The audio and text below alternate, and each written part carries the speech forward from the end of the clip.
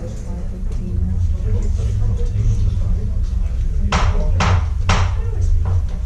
like to call this regular meeting of the Board of Commissioners to order. Today's date's June 18, 2018. Joanne, would you please call the roll? Commissioner Ernst? Here. Commissioner Engel? Here. Commissioner Rollins? Here. Commissioner Vogel? Here. Commissioner Ray? Here. Commissioners, if it please, you have two changes to the agenda to recommend. One, we have Councilperson Andrea O'Rourke here this evening who would like to move to the head of public request. She has a presentation to make, but she also has another item on her agenda this evening that will require her to leave as soon as she's finished. And secondly, is to delete the approval of Price Fazio agreement, as that's not ready for review and discussion, and in its place put the demolition of the Ocean Breeze structures, which I think there's information in our packet that Brianne will go over regarding that. That's acceptable to the commissioners? Okay. Any other changes to the agenda? Hearing none, I'd like to welcome Councilperson Andrea O'Rourke to the podium for a presentation. Welcome, Andrea. It's nice to see you this evening. Thank you so much, and I appreciate you letting us come up here and do this early on in the meetings. I know you have a lot of important things to take care of. So, just this picture, isn't that exciting? Just to see artwork like this right up in front of us. I am not doing a presentation. I have some volunteers with me here today, and I'm going to introduce Milan DeVito, who is the experienced sort of professional art, graphic, everything guy that is guiding us along, and this is going to be our first Art in Public Places project.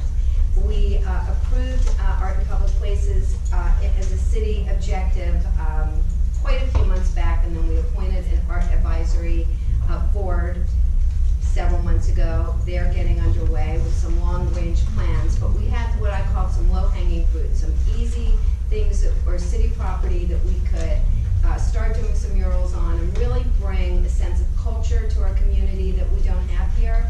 And this type of thing isn't just pretty and fun in the community, it is truly an economic driver and brings people to cities to participate and look at fun things like this. So without taking too much of your time, I'm going to let Milan do the presentation of what we are planning to do for our first Art in Public Places program. Good afternoon, everyone. My name is Milan DeVito. I am the founder of Manifest Design, a local agency here in Boca, but I grew up in South Florida, been in design and marketing for 25 plus years. I tell from the hell with my beard.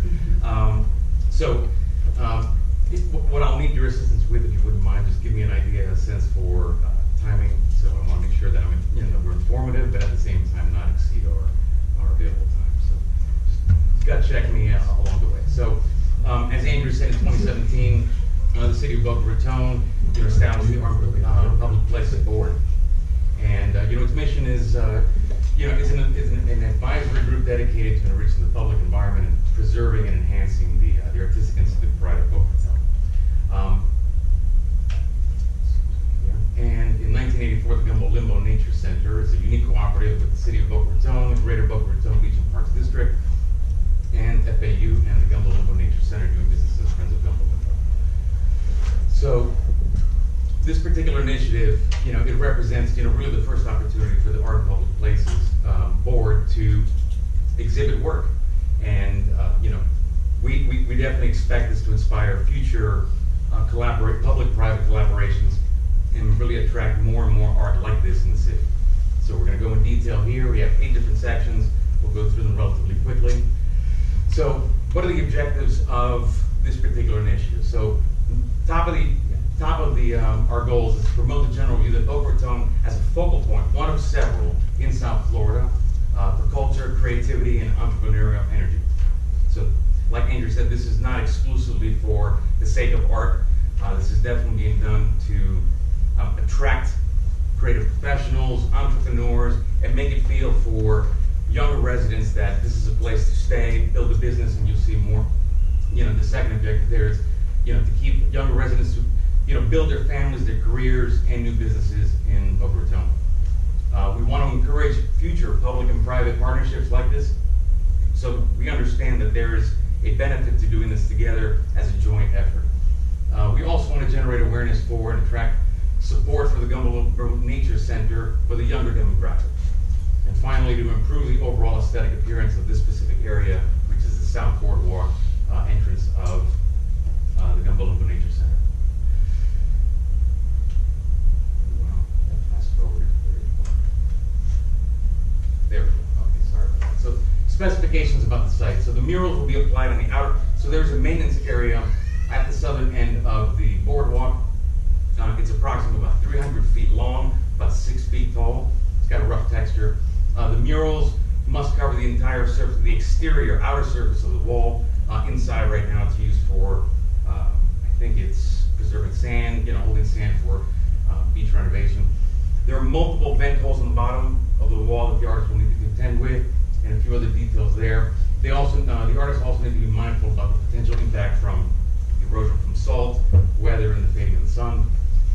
Here are some photos of the site. So this is the entrance to the boardwalk, and you'll see from, it's probably 80% coverage of the wall. There's a wooded area there that will not be able to be covered. I'm going to come back to this area right here. At the entrance here, we're thinking about listing all of the artists and sort of that's the walkway from A1A, so being able to come in and see that as sort of a grand entrance to the entire mural experience. That's a view inside of the maintenance area from the northwest corner. And that is from the southwest corner and the long wall that's facing the golf course. We have exact specifications. We've gone in, we've measured this, so we're able to divide this depending on the number of artists that will be selected. And we have some 3D renderings to help us determine in the end exactly what the exact specifications per artist will be. So artist selection for this particular initiative, we're looking at having 3 different groups of artists. So one, reaching out directly to some recognized muralists, people that we know and we recognize their work, their talent, and they have proven experience in doing work in a public space. Second, we'd like to reach out and give an opportunity to ambassadors of Boca Raton, because this is not just for residents, this is also for visitors and guests. So when they come and experience this particular area, which is hopefully the first of many, they'll see, institutions like perhaps representation from FAU, Digital Media Arts College at Linden University, Boca Museum of Art, and so forth. Oh, I'm sorry. And the last one there is the public call to entry, so the public at large. High school students could be, professional artists, independent artists. So there's a process for doing that, and how we'll select concepts will be the proposals will be received either by mail. We prefer to receive them online, but there's some logistics that we need to set up there with the city to be able to receive those submissions online. The submissions will have to be developed enough so that we can get a sense for what their concept is, their treatment. We expect certain materials, so within a range. But we'd like to get as clear a picture of what they're going to put up there as possible. The third point there is the exact position of where they're going to place the selected art, where they're going to place their murals on the wall, will be determined by any number of different criteria that we haven't quite figured out yet, but working together with the Art and Public Places Board, we'll figure out exactly what all that criteria will be. Fourth point there is that artists must include certain specific pieces of information when they turn in their submissions. Any proposals that contain any commercial, obscene, or violent images, language, or themes will not be considered at all. So everything. Procedures, I think that's ambitious. Craig, you had your hand up. Yeah, it's more of a comment to our board, and I think we need to kind of figure out what we want. I hear 2 different things going. One is policies, procedures, and there's a need for that we are a little different than we were a few years ago. And then the second aspect is the executive director search. And I guess I have several questions on the executive director search. That as being involved with the prior in nonprofit organizations nationally and involved in searches on that, the approach has been very broad. And so I guess what I look to see out of this search is a very broad search, and it is not necessarily a local search. There's definite benefits to a local search, and I think that's something we need to discuss. Let me interrupt, because what I explained to Cynthia is what we're looking for is her to put together a job description and help help us with a benefit package, and an HR person to do that.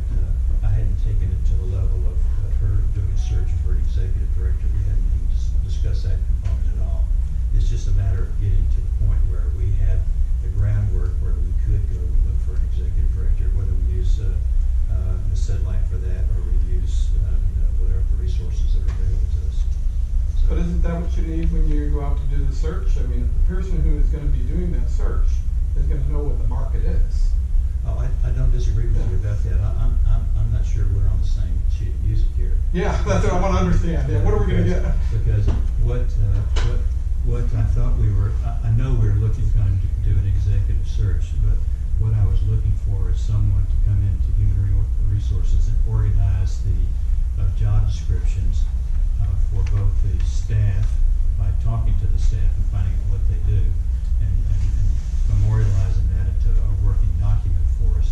If we wanted her to have the HR person to set up a procedures manual, that's another component to it. So, I mean, I think my idea of bringing the Sedlak in here was to introduce the idea that we need to get started with the concept to find somebody to help internally with those things like job descriptions.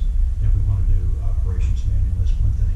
I wasn't expecting them to go into benefits necessarily at this point, because that's something I think that I think we can do that search ourselves.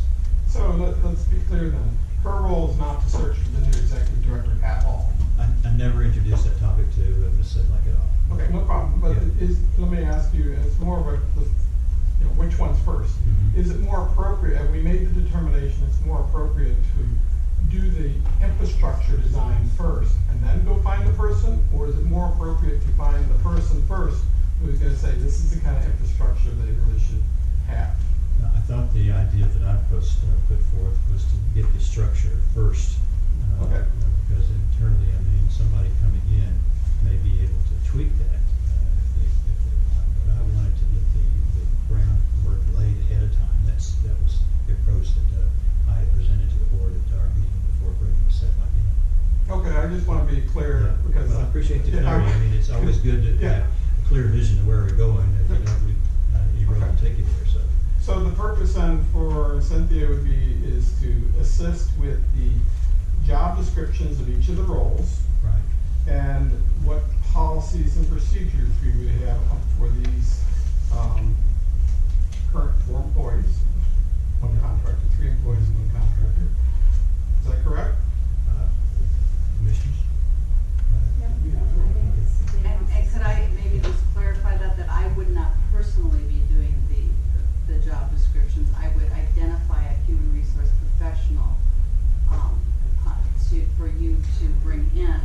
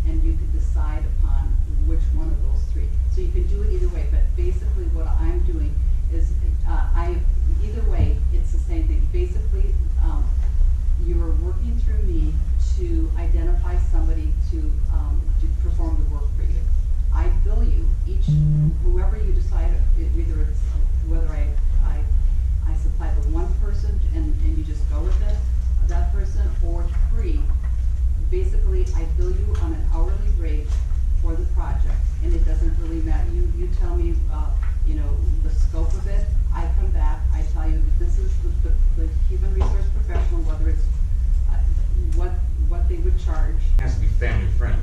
That is not to say that the art may or may not be provocative. There's a saying that I learned a long time ago that art is about asking questions and design is about solving problems. So in this case, I expect some of the art to be different and to challenge people's thoughts and ideas, but that doesn't necessarily mean in a bad way or a negative way. It will not be offensive whatsoever. It must be family friendly. And finally, we have not determined the date of submissions yet, but we expect it to be sometime towards the end of August to give enough time for the arts fair for the day of live installation. So where we will be doing the event will be on October 20th, 2018, simultaneously with an event that's being held at the same location. The Friends of Gumbo Limbo will be hosting an event that is today, tentatively called the Red Reef Gumbo Cook-Off. It's a fundraising event. They're going to be inviting local restaurants to do gumbo tastings and have food trucks and craft beers. So there's already going to be guests coming, attendees coming, and they're going with the intent of benefiting Gumbo Limbo and its mission. So we want to augment and enhance that particular goal as well and add an extra attraction to that event. But the event is happening simultaneously. We will not be charging any admission fees to attend, so it's open to the public. And to maximize attendance for both events, we will both be sharing and including messaging in each other's marketing to promote both events together.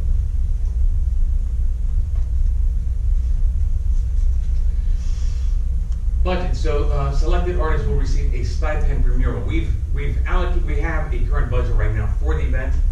What we need to do is we need to figure out between the amount that's allotted for the artists and the amount that's required to actually host the event and manage the event. We still need to do some number crunching there, but selected artists will receive a stipend per mural. Stipends will vary depending on the category of the artist. So the more professional muralists will probably receive a little bit more funds than necessarily the amateur artists, but we still need to determine based on the submissions and the criteria who's being selected and who's available. The budget is all inclusive and has to cover all expenses, materials, their travel, cleanup, and so forth. Artists are responsible for purchasing and supplying their own paints and materials. The budget and the stipends will go towards that, and they will receive $500 upon signing the contract with the city. At that point, that will cover the basic materials, and any remaining balances to the work will be delivered to them once the work is completed, and they turn in everything that they need to as far as requirements. So examples of work, South Florida has no shortage. I'm sure if any and all of you that have traveled, from Miami to Palm Beach have seen many examples of things like this. There are definitely street type, there's definitely graffiti and street art out there, but then there's exceptional murals that are done by professionals and even amateur artists out there. A lot of talent, and we see them in examples downtown Miami, Wynwood, Fat Village, up in Lake Worth, where I was at yesterday taking pictures, and in downtown Palm Beach. South Florida is getting a lot of notoriety and attention from international events like Art Basel, South Florida Food and Wine Festival, Boat Show, the Winter Music Conference. So a lot of eyeballs are in South Florida, and it's attracting. You can see the economic impact that it's having. It's attracting more visitors, more tourists, more business, more press. So here are a few examples of murals that we captured all the way from Brickell to Plamadas and Palm Beach. So they range. None of these are by the same artist, so we've got about 4 pages here, some slides. But you can see here, and the other thing I will tell you is every single one of these, barring maybe one or two, are done with spray paint. Not necessarily the Home Depot variety, but they are done with spray paint. And multiple different techniques. Some of them, what they'll do is they'll use tape, for the sharp edges like you see here in the Einstein piece. I mean, you cannot do that with a spray paint because that would be impossible, but the media is spray paint. So that's one. Here's another scene.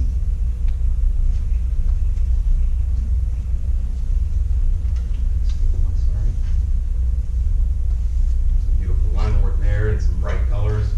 One thing that we absolutely want to do is we want this to be vibrant, we want it to be rich and exciting, and we want them to be different, but they will be working together as a collaborative unit to, again, bring attention to the Gumbo Limbo Nature Center, attracting a younger audience, like we said, and also for Boca Raton, as a proof point that, Boca has, Boca's vision, Boca's openness to a younger audience and to what interests and appeals to them, as evidence that, hey, you know what, there's some exciting things that are happening here. I might want to reconsider if I was planning on leaving.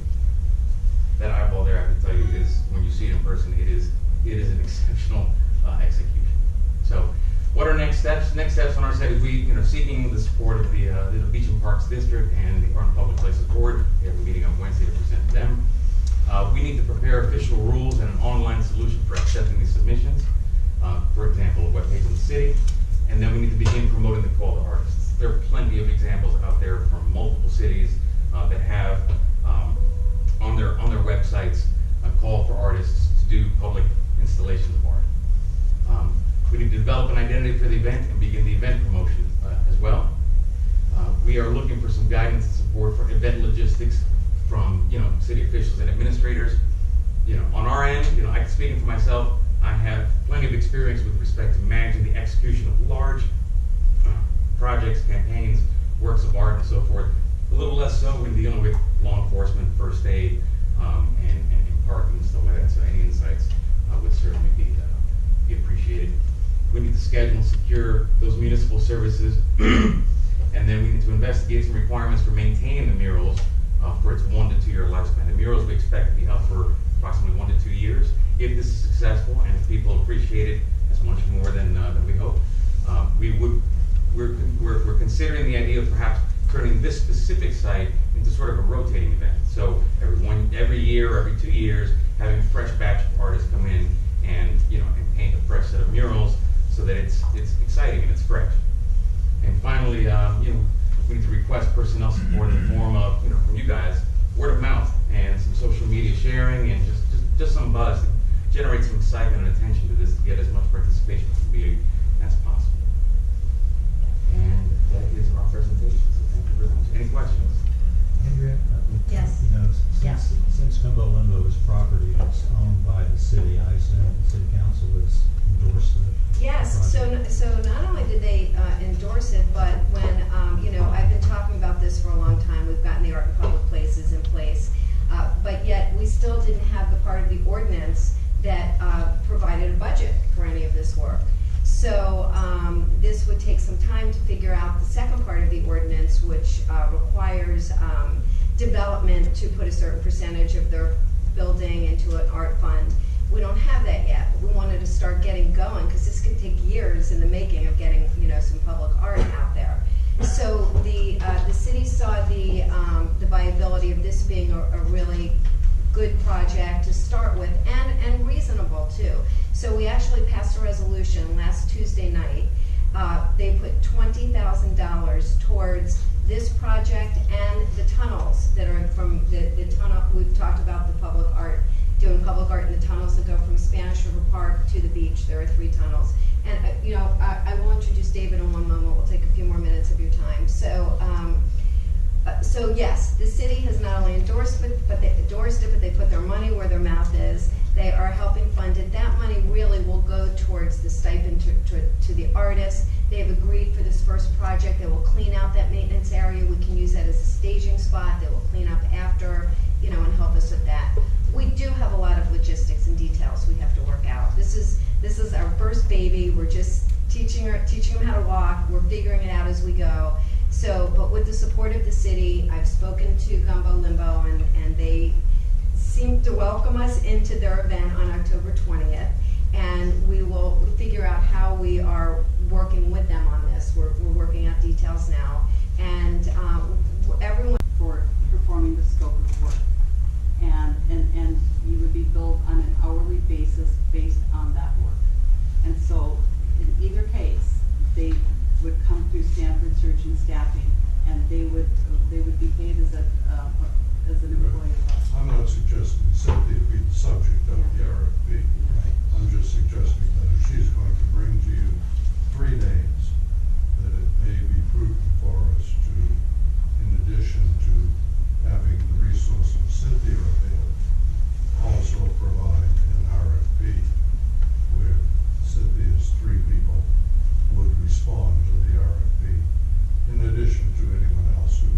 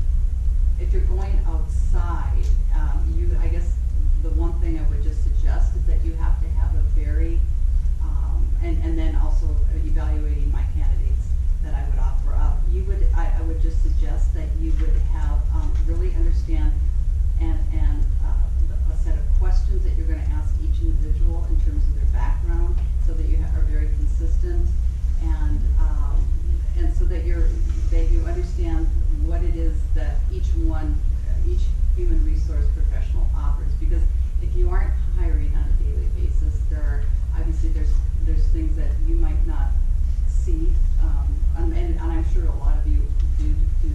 So I'm just saying, you want to make sure that you have a consistent set of questions and how you weight those questions so that you are comparing apples to apples, because you may be, if you're conducting some vetting outside of what I'm doing, I may be doing it very differently than you are. And so I think that we have to be kind of on the same page. We would definitely have to be on the same page, and I look to you for that guidance as well. I think that the complication, as I see it, is that, as Cynthia mentioned, somebody would apply to the ad and also be on her list also. Because But her compensation is not based on that. Your compensation is through a contract with us. No, my compensation would be if you chose my candidate and they perform the work, that's when I get paid. That's how I charge you. It's like I bill you based on the work that is performed, not on the fact that I just provide. So if somebody puts 40 hours worth of work into this project, I'm billing you on an hourly rate. If they don't perform any work, then you don't pay me. You wouldn't pay me anything, because what I am is I'm providing Well, when you the say talent. they, do you mean the Just selected the human HR resource. person? Yes. Mhm. So your compensation is dependent upon the person that is selected Correct. and the amount of work that person does. Correct. And you get paid an Percentage hourly fee, a percentage, of the hourly fee. Yes.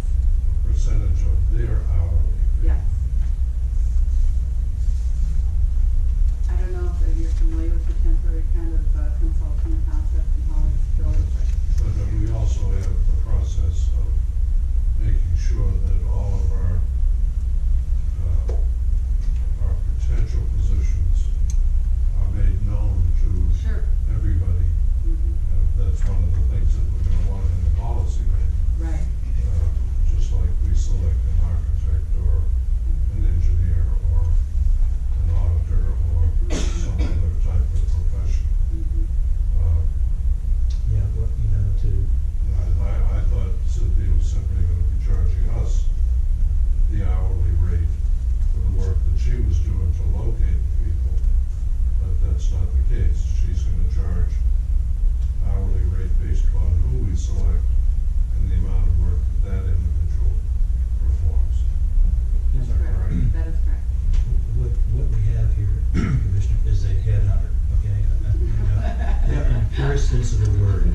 And this person is specialized in human resources, which is the reason why I asked Cynthia to do it, because this is not our stick. And, if this is getting too complicated for us legally, Mr. Koski, then just, tell us right now, but, I guess, I mean, that's where I come back to what we were talking about. What you described as job description, policy, and procedures. That's not what I talked about at the prior meeting that we attended. I was talking about executive director and general counsel and the two roles being separated, and when would they be thought out for search. I recognize there is a need for policy, procedures, and job descriptions, but I really do believe that we said that in Art's role, long run, we were looking for a January 1st turnover date that we would be advertising for. To do that, you need to have that job description. That's the most important thing. job description was you heard me say that we wanted the job description for staff, correct? That was the first objective that I had, was the job description. Anything else after that would be for the staff here that we have here, that'd be for Mr. Koski. But they're already working. I don't see what the point of, they've been working now for, everyone here has been there at least a few years, so what's the point of that? Have you seen their job description? Do you know who does what? You know if there's any overlapping? There is. What I'm trying to say is that we need to help these folks in their position so that they fully understand what they're doing, and then we need to put something together for an executive director. We do have a job description for that, but I'm sure that it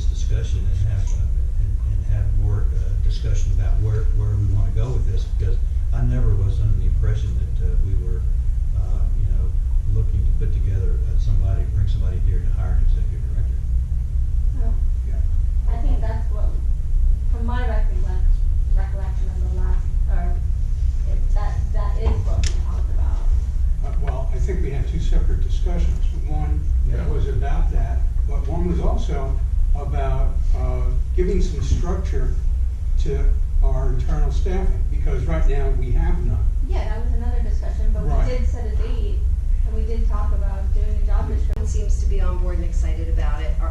The art board will be, they're gonna help us get through a lot of the details of it. But I couldn't have brought this forward. I mean, this is a passion project for me. We do a lot of things in the city that don't have to do with fun and beautiful art, but this has just been a passion project for me. And without the help of David Sergi, who actually identified the walls as one of the spots and the tunnels, and Margaret Fitzsimmons, who has been, we've all heard from Margaret when we were talking about the Wildflower property. She's put together 2020 Vision, which has over 40 members that are across the board in the community, from residents to development community to real estate people, that are really taking an interest in the future culture and the future growth of adding culture to our community. So, very long answer to a short question. Yes, the city is supporting this effort. What is it that you're asking from us today? Well, first of all, just to support the idea and be excited about the idea, because I think it's a win-win. And I don't even know if I'm in the position where I can ask, because I'm a city council member, but if you would find a amount in your budget that you wanted to help support this event, it could, defray some of the costs that we have to figure out. I can't go out and get sponsorship. If I could, I'd be out knocking on doors tomorrow, but I can't do that. I'm an elected official. I'm not allowed to do that. So, if you wanted to participate along with the city and find some funds for us, that would be really helpful. Because it's not just this project, it's the tunnels as well. And it would help the Gumbo Limbo project as well. So your support and, if you could see to helping us financially, that would be It's great. exciting. I think the rest of the board feels the same way. Questions of Councilman Rourke? Yes, How right. many artists do you think you might have along those walls? Where do you? Well, I believe that Milan broke the walls down into 10 sections. Okay. So we're looking at 10 artists. However, we may say, hey, maybe it'll be 5 artists and each one could do 2. We have 10 sections right now. Okay. So at the most, I would say 10. Okay. I agree. Yes. Would it be fair to say that I think that we would support your project? And I'm just wondering maybe if you got a little further along in your budget and you knew what you needed, maybe that would be the time to ask for funding. And we're coming up on our budget period, as you know right now. Mhm. So the timing would be appropriate to do that. Is that acceptable to the commissioners? I think that, rest assured, we probably would be able to help in some way. And certainly it's a project I believe we would support and everybody's attention. Yeah. Yes. That would be great. I mean, I'm shooting from the hip right now. We're putting this together and figuring it as we go, but, we can't do things without financial backing. And the city stepped up. I was just so pleasantly surprised, and the resolution passed without a blank, and everyone is excited to see something happening. So your support would be This is good. the first opportunity we've had to hear the idea that I think everyone likes the idea of covering up a pretty bland looking storage bin with art in the park. I think that's a very clever way to go. Yeah, it's a good place to start, Yes, it is. and it's not a place where anyone can really worry about, is this, the right place for it. It's, it's a maintenance area in a parking lot. And the win-win is it will get people through the back door of Gumbo Limbo. People don't realize they can walk into Gumbo Limbo from that very spot, so I And that's think a beautiful way to get into Gumbo Limbo too. It's a beautiful way. There's more parking right there. So I cannot thank you enough for your time, and David or Margaret, is there anything you want to just take a moment to add? All right. Thank you very, very much. You're very welcome. Real quick, thanks, Susie. I've been on a mission. I've only gotten involved with largely this board because I moved to Boca from New York, and I've seen other cities. I was fascinated by art, and I moved here. I said, you guys have great parks. How do we combine the two? And I do think this is the best place to start. It's the reason why I've been pushing for it. But I do think that hopefully what you're going to see is more high school kids start coming to your meetings. And I hope that you embrace them just as kind of you embrace this idea. I think there's a lot of opportunity to bring art into the parks. I've been talking about the carousel right out here. We play the recording of music. I've been saying, how do we get live music out there? How do we jazz what we already have up to the new generation? I do think art, music is a very important factor. And I kind of ask everybody on this board to always creatively when you're at these parks. How can we see them differently? You know, I literally went to every park and I said, where do we start with art? And that's how I found this spot. But I do think when you're all out, we could all find spots or creative ideas when you're talking to the young kids and present them. I would like it for it to be more of a long-term conversation that we have here, but this is the best place to start. And I do look forward to more people coming to these meetings and presenting wacky ideas. Well, in our new office space that we mentioned we'll have more space, so we'll be able to fill that up too. Thank you. David, and one other thing is that I've recently, in the past year, I've been to Atlanta and to parks in Atlanta and in New York just this past week. And in both locations, I noticed in the parks, there is an organization that is putting older pianos in covered areas. And they're pretty well organized about getting their pianos into parks and covered areas. That might be something to add to the, the whole thing. You know, there's no end to the ideas, and if anyone who travels, you see this all over.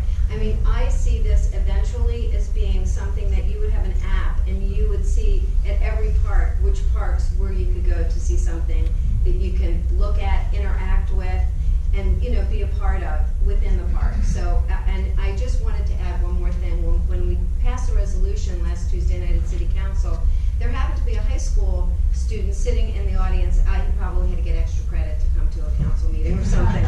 But when we made it was on the consent agenda, I pulled it off to talk about it, and he stood up in the middle of the City Council and he goes, I really think this is a great idea. So we're like, come up to the microphone. He didn't understand the system or how it worked, but he did come up to the microphone, and he is from Boca High, the Arts Honors class program.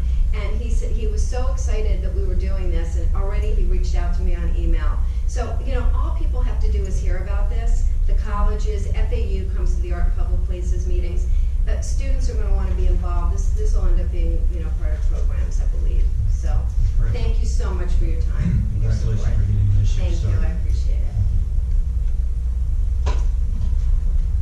And you're welcome to sit and listen to the rest of the meeting. I wish I could, but I will sneak out in a couple minutes. Oh, very good. Commissioners, the next item is public requests, and for those of you in attendance for the first time, if you'd like to address the commission, please come forward, state your name and address for the record, and the floor is now open.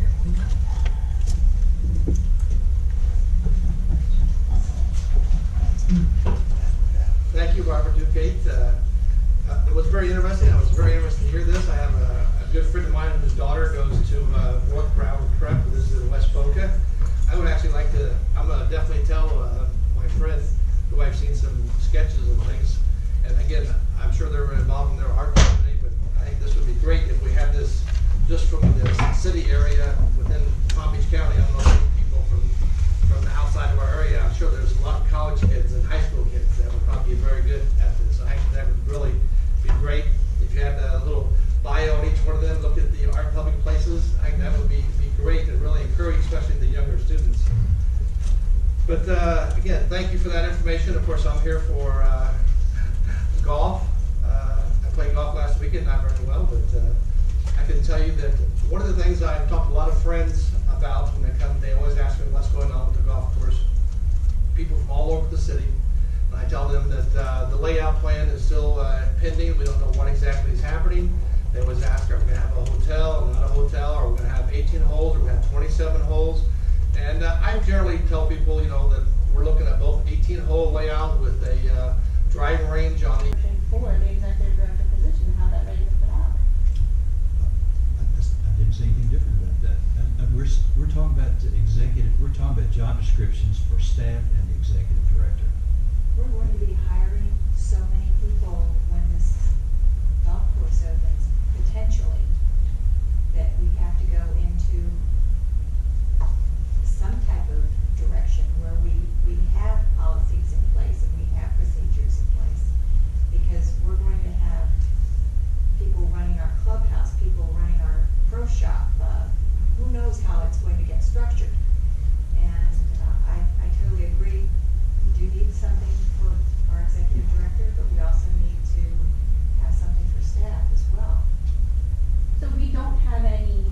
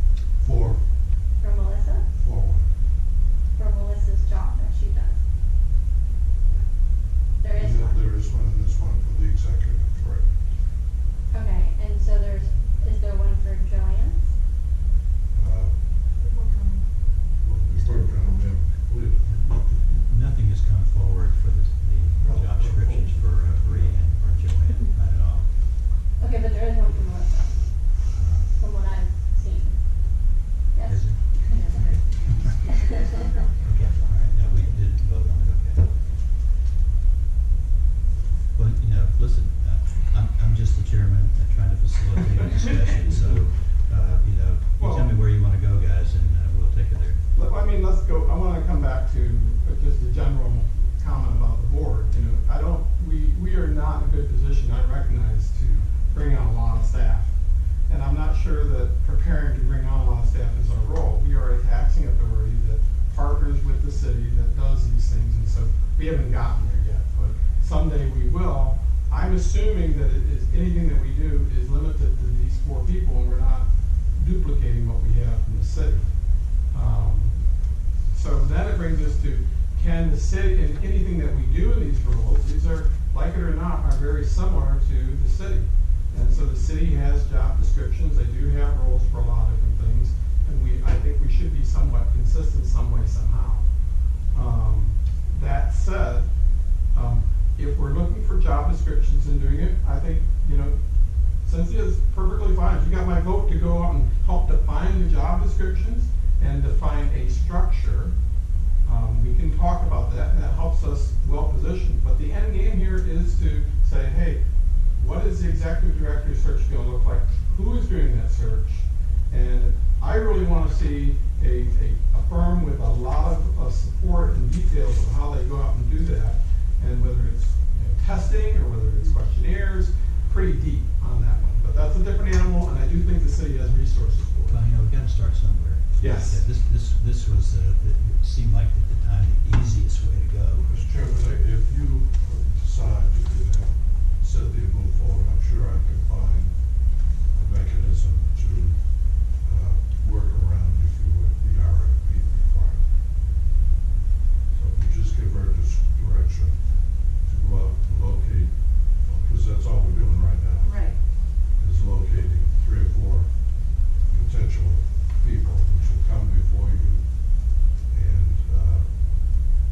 interview for a position. But they're employed by her. Or they're employed by you.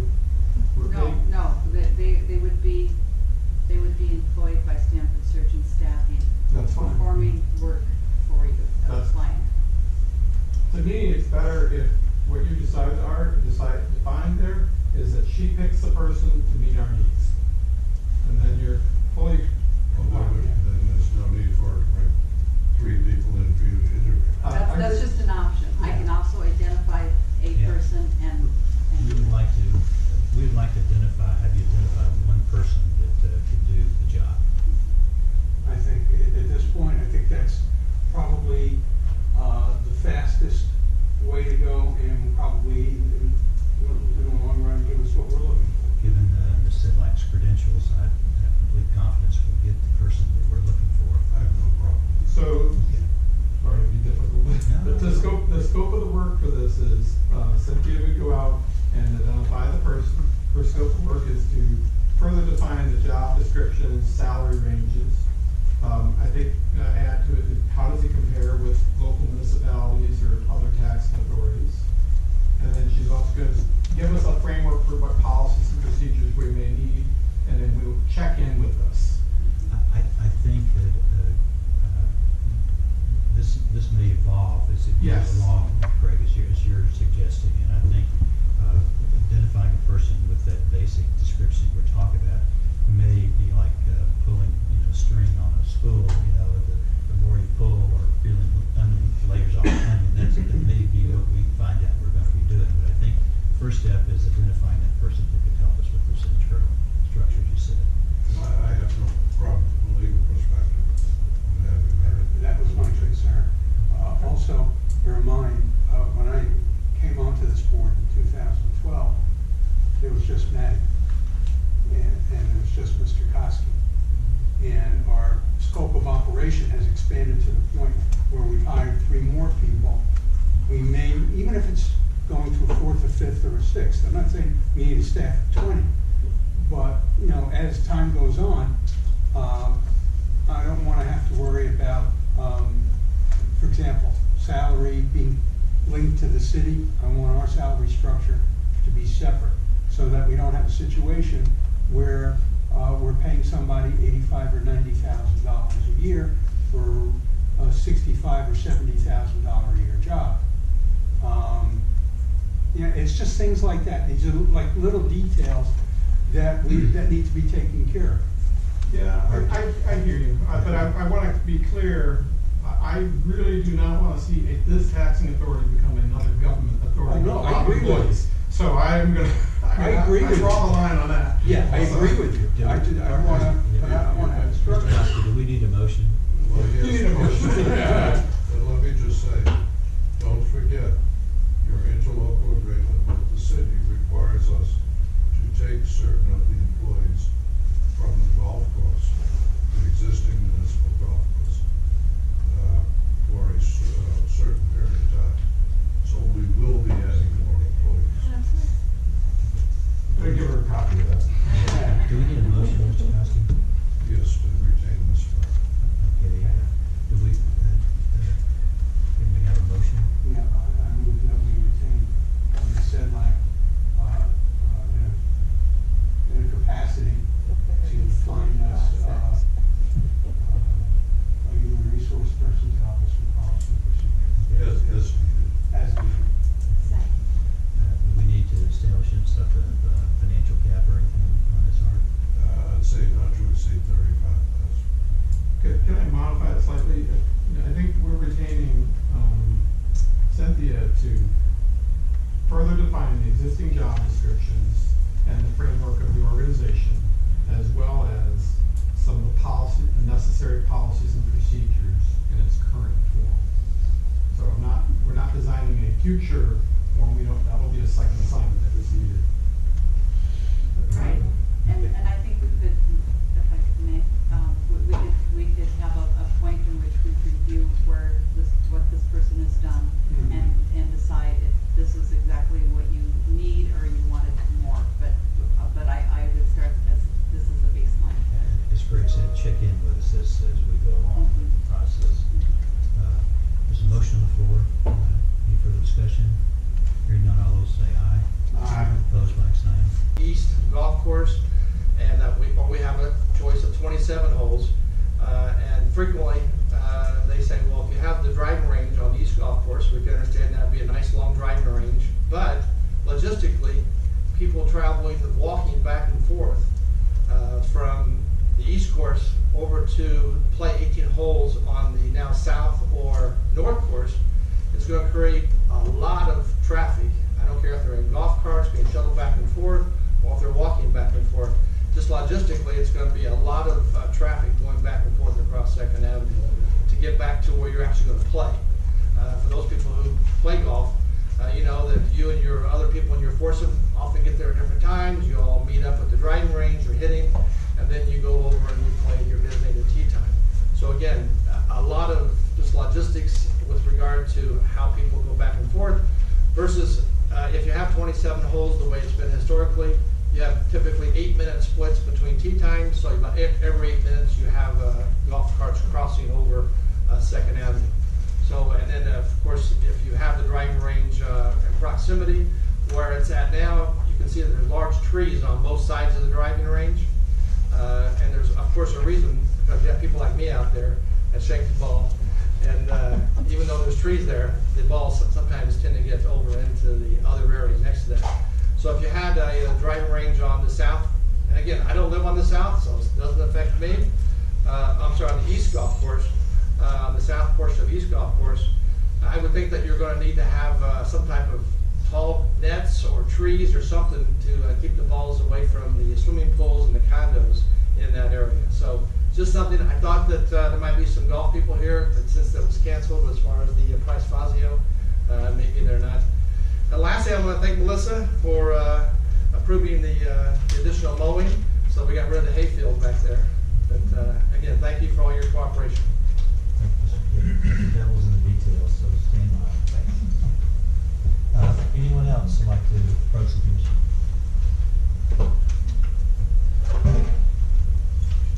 Michelle Peel, 739 Northeast 8th Court, Boca Raton, speaking on behalf of Friends of Gumbo Limbo. Good evening. First, I want to say very nice presentation. I have heard from this volunteer group about their project. Friends is very excited that they're moving forward and getting excitement in the community, and we'll be working closely with them on the logistics of the event that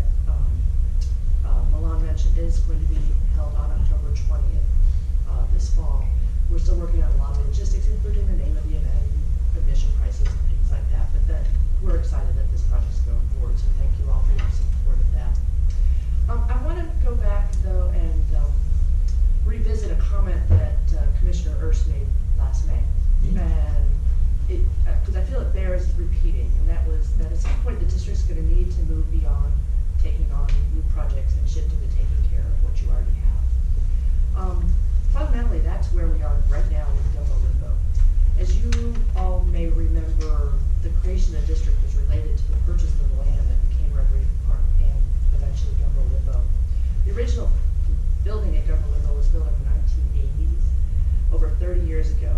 But frankly, the needs have changed over the decades in order to serve the public and its mission. I believe, because I've talked to all of you, that you each have a special place in your heart for Government Limbo, and I thank you very much for that. From my conversation, city council members have similar sentiments. I'm gonna not point, but anyway. Therefore, the next steps for Government Limbo are something that I believe both the district and the city can really get behind and readily forge a positive outcome. So this leads me to ask that the master plan for Government Limbo be a topic for the joint meeting between the city and district next month, which I believe is a item on your agenda tonight. I would hope that joint discussion will result in an agreement that the master plan for Government Limbo is important to both organizations. An agreement that the district will continue to fund the next steps of the master plan in order to create a refined site plan and more accurate sizing, costing, and phasing. An agreement that funding sources to implement that resulting plan can and should be developed once that plan is in hand. I feel it's imperative for you to voice your support for this effort now to help your staff from both organizations keep it as a priority and moving forward. I hope that you will continue to ask pertinent questions and engage in the process along the way to make sure your constituents are also heard. Thank you for considering this request.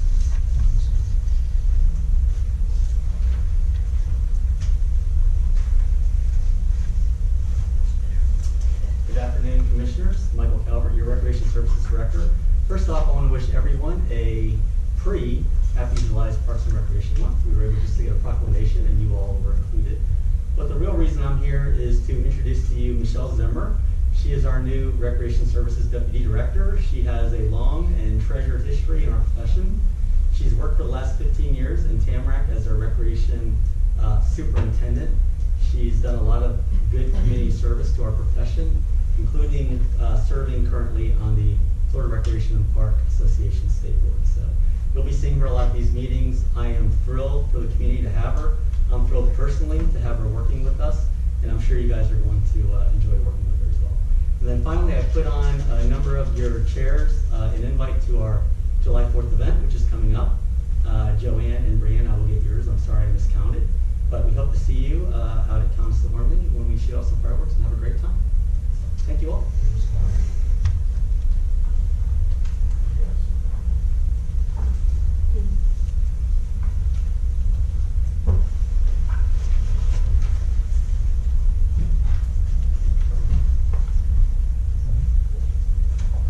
Hi everybody, Angelo Sands, 7348 East Country Club Boulevard. Welcome. Yes. You know, in 2 weeks it'll be July 1st. 2 years ago, that's the date that Ocean Breeze shut down. It's hard to believe that in 2 years we've come so far as a course that was closed down, and now we're trying to decide what we're going to do there. You know, it's surprising and it's unbelievable what can be accomplished when nobody wants to take credit for it. You know, everybody's involved, everybody's doing it for the good of the community. It's not I, it's we. I prepared something, I sent it out. I wanted to kind of be short and to the point, which is very unusual for me. Soon the actual construction will begin on the Boca National Golf Club. I am so excited to see what will be included in this facility. From the very beginning, what I have heard was, please make it affordable. After listening to the architects, I also heard, grow the game. I think that concept has created the greatest discussion, concern, and challenge as to this project. The one path is to create 18 holes, plus short game facilities, par 3 or an executive course, a practice range, etc. You name it, it's there. This path is like heaven to a lover of the game. I mean, I would be there from morning till night, okay? The other path is a 27-hole course with a great practice facility. This path seems to be able to create more revenue. The more revenue, the more affordable. Both paths have advantages and disadvantages when you factor expenditures and revenue. I do not believe any facility will pay its freight based only on green fees. I mean, that's a given. What we do.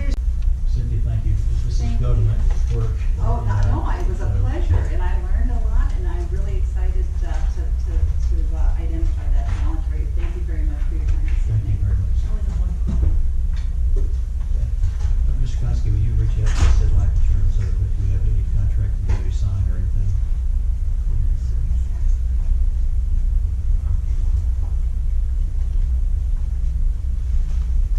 Thank you. Okay, the next item, Art, I'll let you introduce our next. Thank you, Mr. Chairman. I have the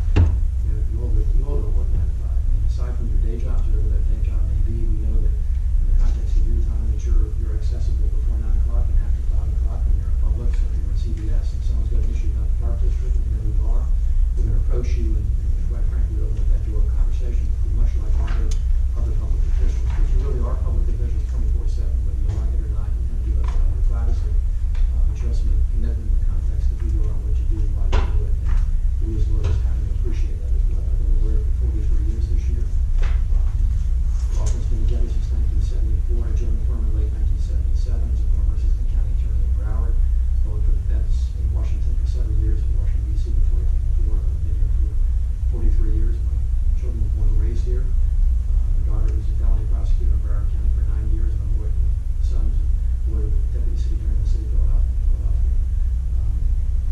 So we're invested in local government. And we know what it's like not just to be a public official like yourself, and to know what the sunshine law is and public records law and the ethics code and things that relate to what you do, but also to work with professional staff. We have the pleasure of representing the Hillsborough Inlet District, a very small district in Broward County. It's been keeping Hillsborough Inlet District free and clear of debris and making it navigable since 1957. They did their consolidated bill like you did here in 2003. We did that some couple of years ago. Very small staff, 5 people, judge, captain, and 4 employees. All of them work very, very, very hard at the jobs that we do.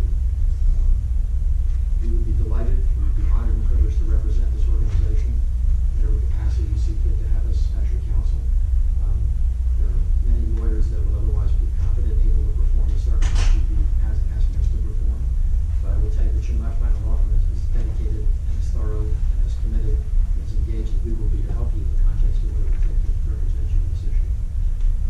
We know you have a lot of things on your plate, a lot of things forthcoming on your plate, and we'd welcome the challenge of working with you and the professional staff to get to a point of success with all those assigned projects and tasks. Jacob Burrows has been with the law firm for how many years? About 11 years now. We're a small law firm. We're 14 lawyers. 7 of them are law partners.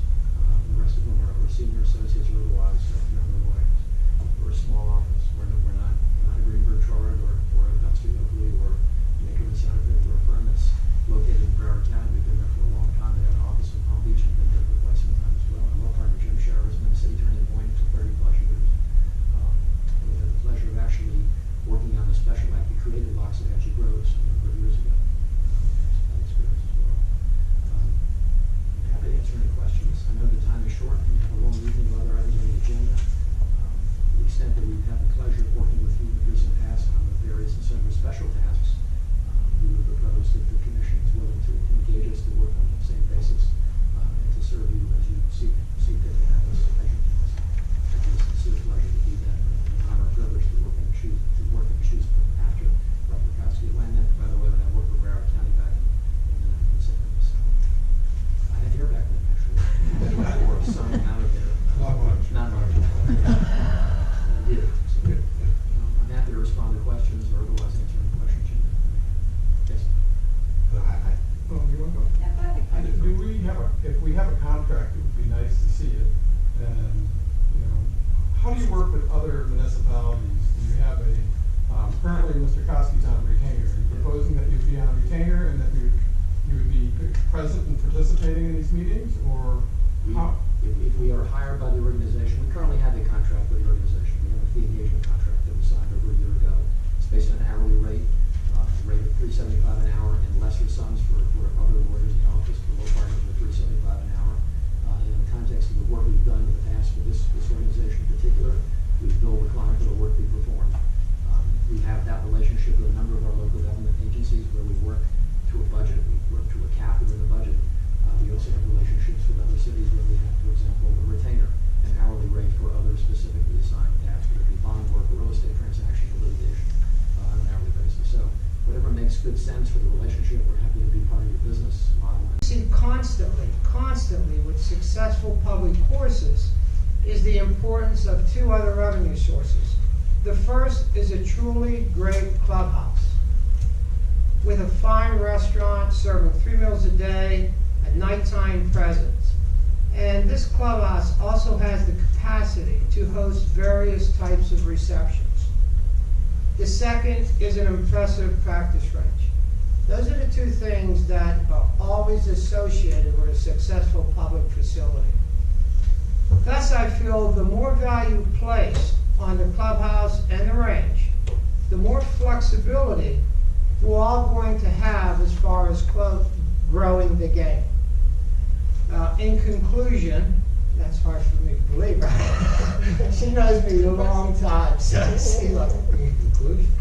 In conclusion, I want you to know that whatever path or combination of paths that you choose, I will be 100% promoting, and I can't wait to see it, the Boca National Golf Club. Respectfully, thank you. Thank you very much.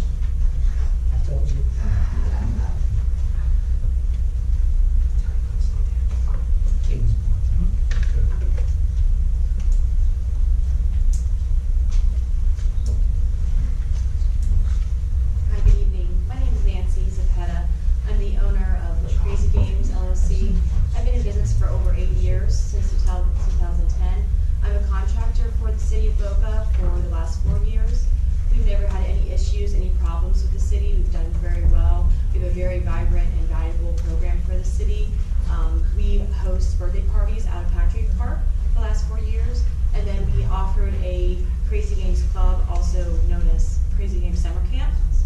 The first week of summer, it was June 4th through June 8th. We had an issue that could have been resolved without terminating the contract. That is why I'm here to defend my business company name. May I ask just one question? Yes. Just to don't disclose any names of the parties involved. Yes. So we might keep that private.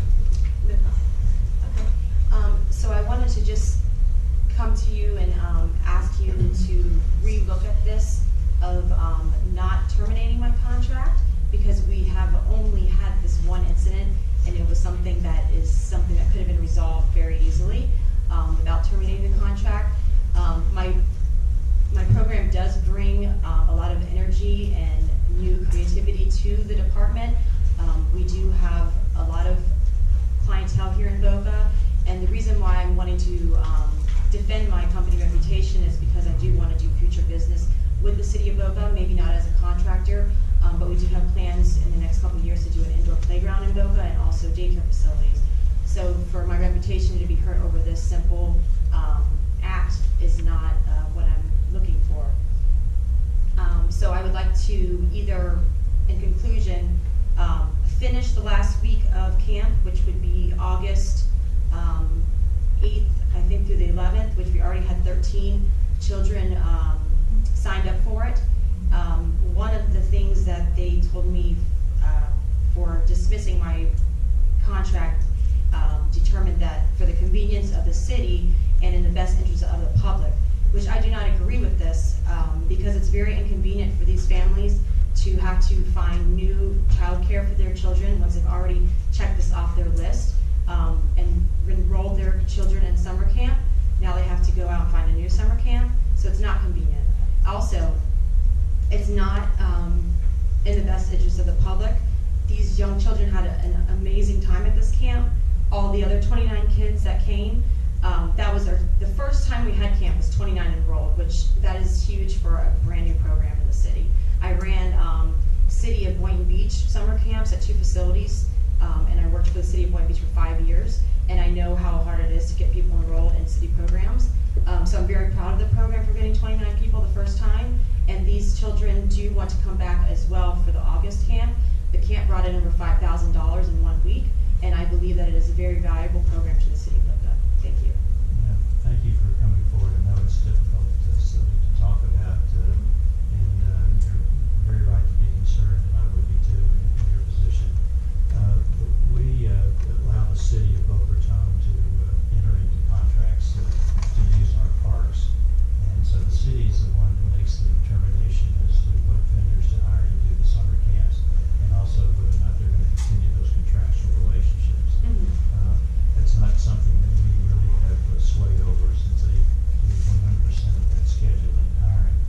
And what I would request that you do is, if you haven't done so already, is speak to the director of the Parks and Leisure Services, who you heard speak earlier this evening, and discuss that option, because we really don't have the ability to override their decision. Yes, is that Michael? Yes. Okay, I'd like to speak to you. Okay. But thank you for coming forward and discussing that. I know how sensitive you are to this subject, as we all are, and I wish you luck with resolving it. Thank you very much. Thank you for your time.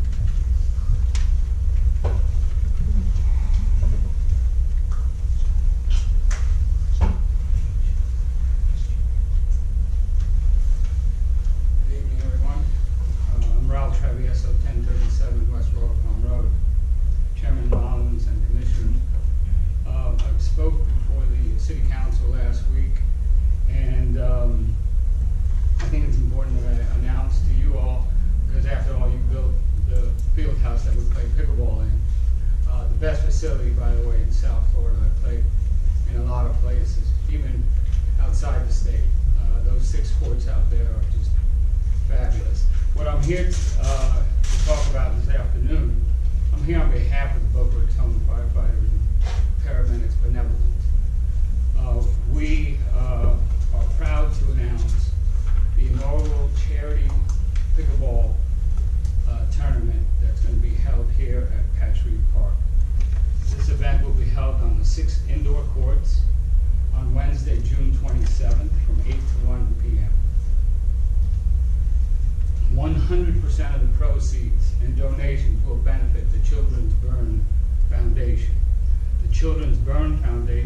committed to enhancing the lives of young burn survivors.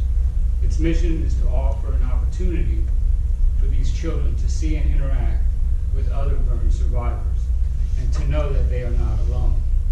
The foundation also affords the children opportunities to attend special rehabilitation camps and to apply for medical and scholastic financial assistance which they may not otherwise obtain. Recreation Director Calvert has been very supportive. The staff here at Sugar Sand has been extremely supportive and have been a great help to this in directing this tournament for us.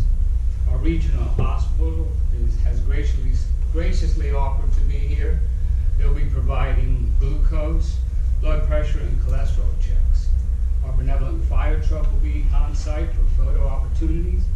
And I'm also delighted to announce that all the raffled items have been donated by local vendors.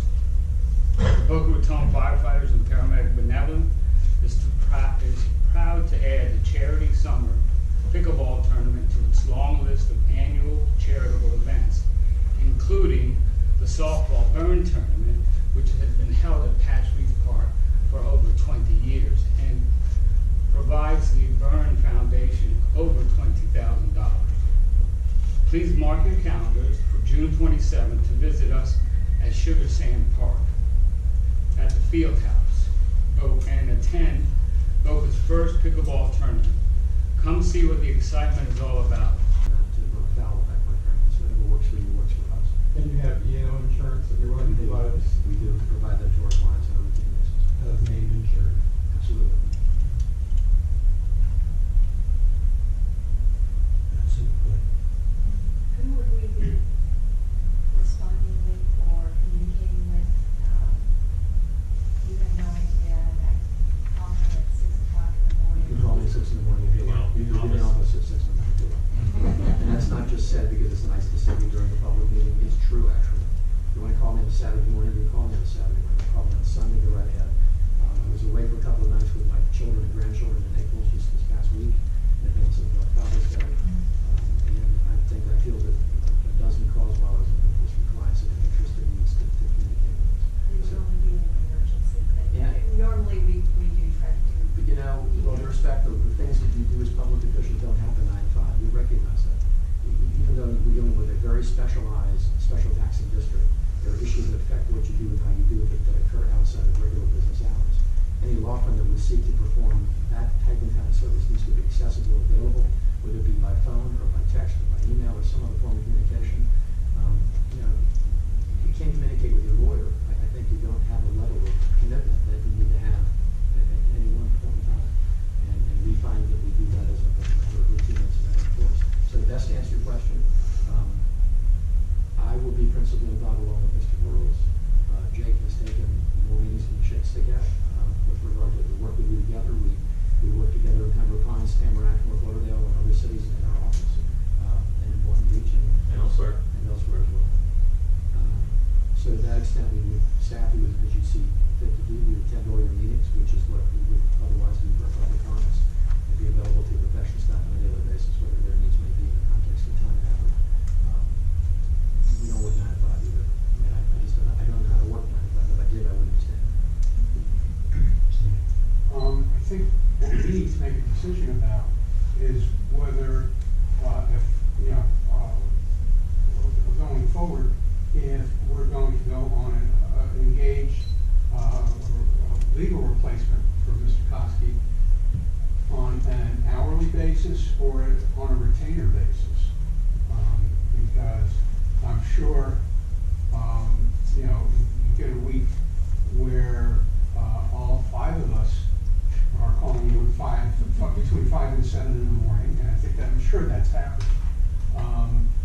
You know, after a while, it could get a little bit out of hand. So that's something I think we need to work out. Mr. Koski, since you've been in this role for quite a number of years, what's your recommendation? I think the only fair way to initiate a relationship is under an hourly basis. That way it gives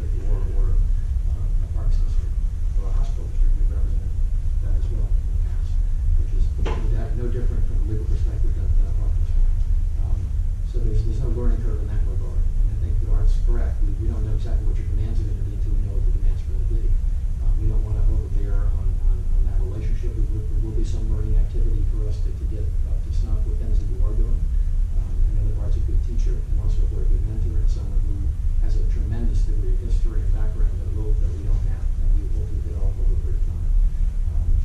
But in one of our cities, for example, we charge hourly towards a cap, and we are very judicious about it. We know that, for example, we send you a statement from legal services. The press has a right to access that bill, so we're very careful about being specific about the work that we do and the hours that we spend. We're fully able to document what we do and how we do it. We don't unnecessarily duplicate time among lawyers if we confer within the office, but if there are matters we're working on together, for example, the name issues, Jacob and my law partner Carrie Ezra and I, we all three worked together on the project because there were some very significant legal research issues, some drafting issues, which we've been collaborating on, but to the extent of not trying to duplicate efforts or replicate time just to bill is not something which we do, because we know that you're under public scrutiny just like we are all the time. Art, is it fair to suggest that, if we agree to it on an hourly basis, that, we bring a contract back to the board for review and ratification and approval? Is that the proper way to go with this? And do we have to terminate our agreement for legal services with you? I will be relinquishing that hat. That hat will be hung up on the wall. Your legal counsel will be the firm. But do we have to have a formal disintegration of the? No, that can be done separate by motion. Any other question, Craig? You have, one of our largest employment relationships is with the city. And do you have a conflict of interest that you work for the city of Boca Raton or? The mayor responds, Mr. Chair. We have no conflicts with the city of Boca Raton. We don't do any legal work for the city. In fact, I met the city attorney for the first time about a month ago during the conference in Broward with regard to the litigation now currently pending, challenging gun control and gun management. Where I met the city attorney because Boca Raton joined the Weston group along with others, the cities of Pembroke Pines and Wilton Manors joined the Everytown group. So I didn't know who she was, frankly. So she introduced herself. So we have actually no relationship with the city. As a matter of disclosure, Councilmember Singer, he is my sister's godchild from a prior marriage. I mean, I can I did not choose to compromise that publicly. Scott's a very nice young man. I knew him growing up and such, but my former brother-in-law, I think, was his uncle, and my sister is his godmother. But other than that, I have no legal relationships or ethical. We have none. And before being retained as special counsel in the eminent domain matter, we did a very thorough conflicts check to make sure there would be no issues with us representing the district in that capacity. Commissioners, I'll entertain a motion. Move to, thank you. I don't know what I'd do without you. Move to engage the law firm of Goran, Sheriff, Duty, and Israel as legal counsel pending on an hourly rate, pending ratification of contract. Board approval of the contract. Right, board approval, yeah. Any further discussion? Hearing none, all in favor say aye. Aye. Opposed, like sign. Passed unanimously, On behalf of our law firm, we thank you very much for the support and for the confidence, and we will do our very best to meet and exceed your expectations. I also just very quickly want to give you a folder that has our firm resume, a little bit about us, as well as my card and Sam's card, so you have our contact information. Thank you very much. There are no pictures of us. There are not. Yes. Thank you very much.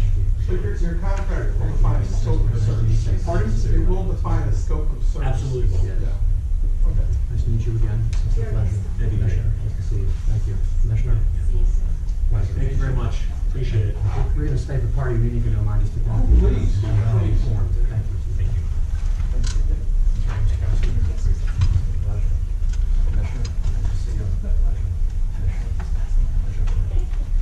Observe the new look in paddle sports. The bottom line is that this event is about the kids. It's our effort to help them heal from their serious injuries.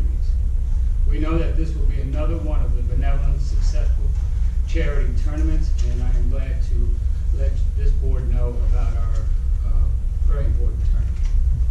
Thanks.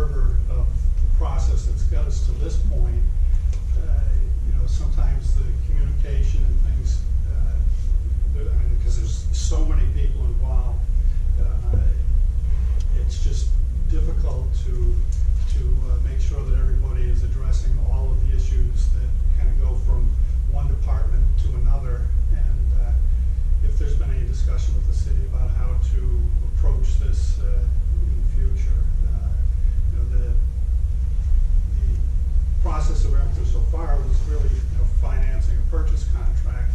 You still have a financing, and you've got design, and there's a lot of, it's probably the project from this point is larger than it was to get it to this, the future project is larger than what we've already gone through. So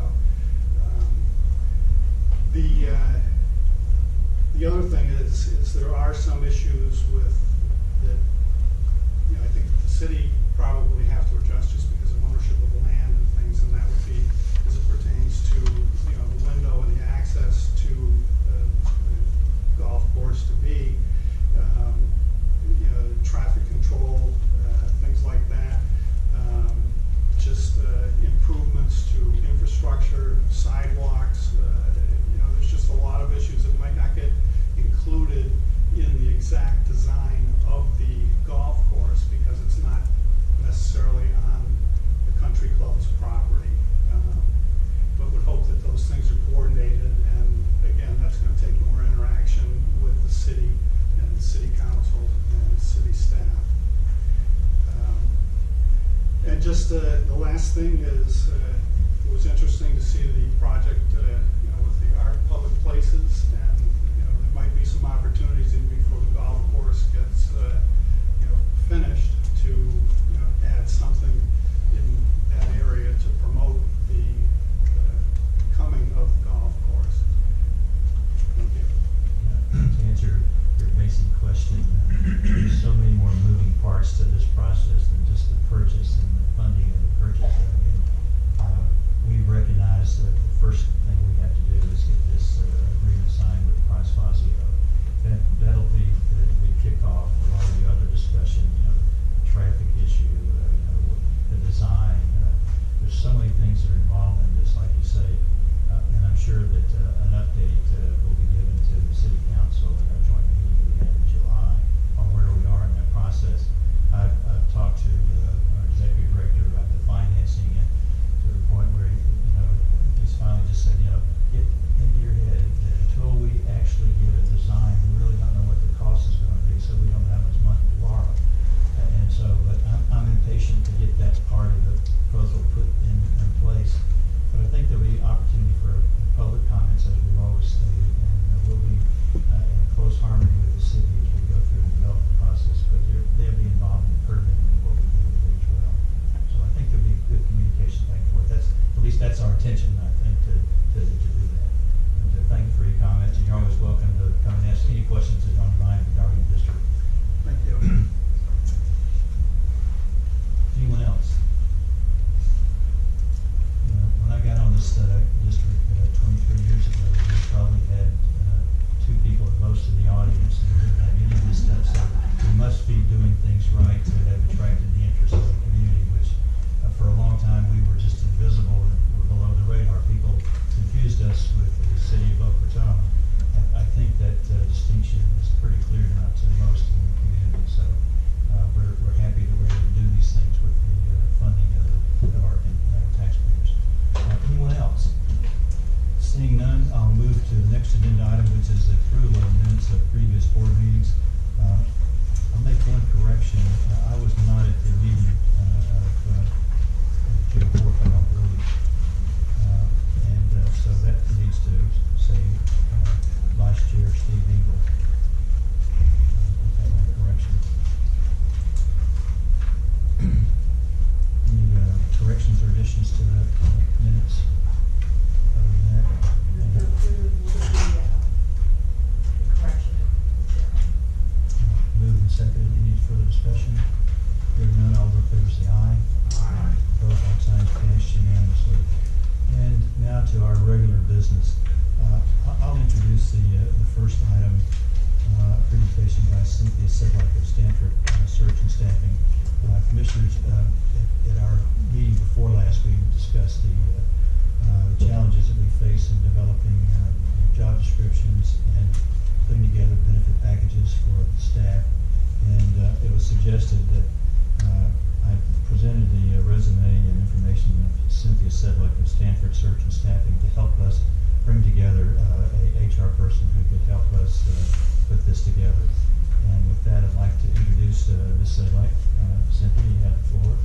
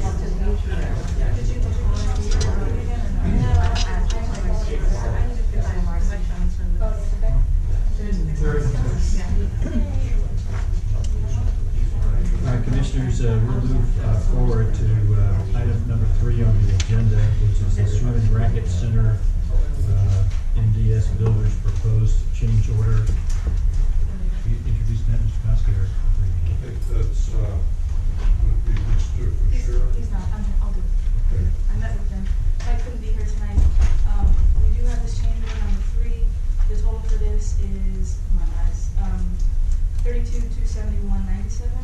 It's for two different portions. The first one was the 1947-50.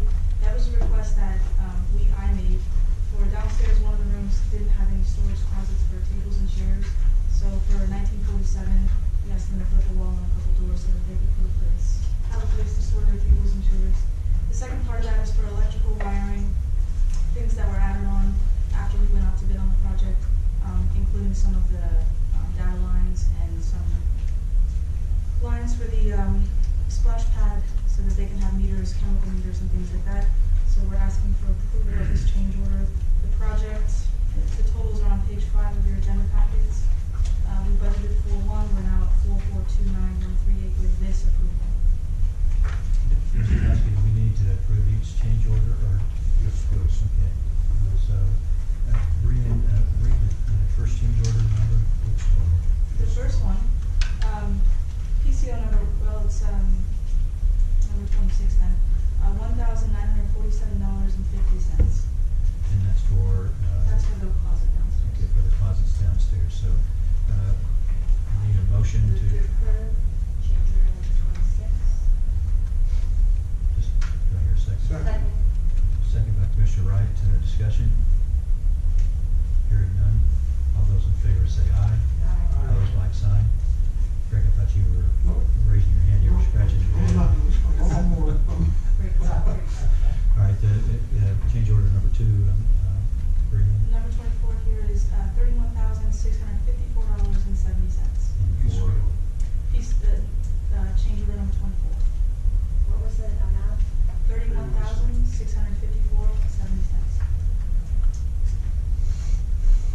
Page 4 of your agenda. That's okay. The total for the 2 is the $32,271.97.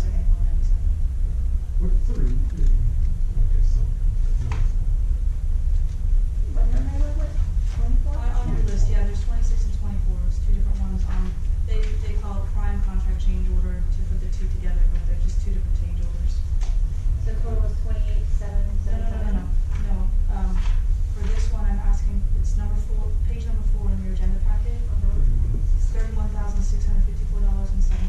To the middle of the page here. Yeah, I see. I'm just looking at. That's before they add in the bonds and all that stuff. Okay, so page 7 That breaks has it the down. 28,777. Yeah, that just Okay. breaks this stuff down, but yes. And we have, motion to approve. Second. moved and seconded, by Number Commissioner Ernst. 24. Discussion? Hearing none, all those in favor say aye. Aye. Opposed, like sign, passed unanimously. The change to the agenda that I made, since the Price-Fazio agreement was not prepared, ready for reviewing, Brian asked to substitute the demolition of Ocean Breeze, and you're on, Brian. Okay. The plan was, since we had MDS under contract, we could give them a change order. They went out and got 4 quotes on demoing every building at Ocean Breeze, and it's all detailed in your, we put these packets in your folders. The lowest one came in at $730,735. We will have to do a budget amendment to transfer that money into a line. We talked to Mervyn, we have the money available. What we want to do is move forward on this because we're looking at 2 months of a permitting process followed by 3 months of actual demo. So if we can get this approved tonight, we can move forward on this. Any input on that, Mr. Kowski? No, I recommend that you do that. This is obviously essential to demolish the existing buildings. And the permitting process does take a good 60 days. Does MDS acquiring the bids satisfy the RFP Yes, requirement? it does. And they may seem like a lot of money to knock down a building, but it's not the knocking the building down. It's the disposal of the material that's the big portion of the And I should note there was a comment, I think, in the district email about someone that had some health issues and needed to be notified. Brian, you may know that. We have been talking with residents to give them some time frame. Okay. And I mentioned to them, they sent out a newsletter that we were going to talk about this tonight. Okay. And told them to come over. Okay. Questions, commissioners? MDS did the actual demo at Chuck's, right? Yes. Okay.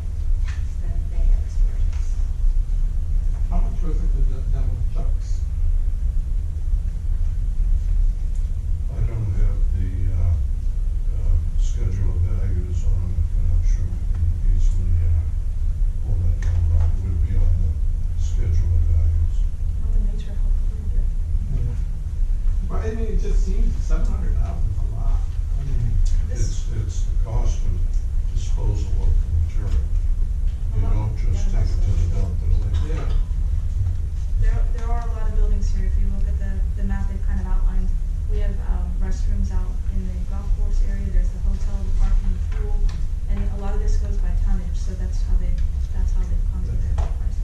these are fixed prices, they're not gonna change? Yeah, everything is detailed, very specifically, every little line that they charge, each company, what they sought out and how they came to these prices.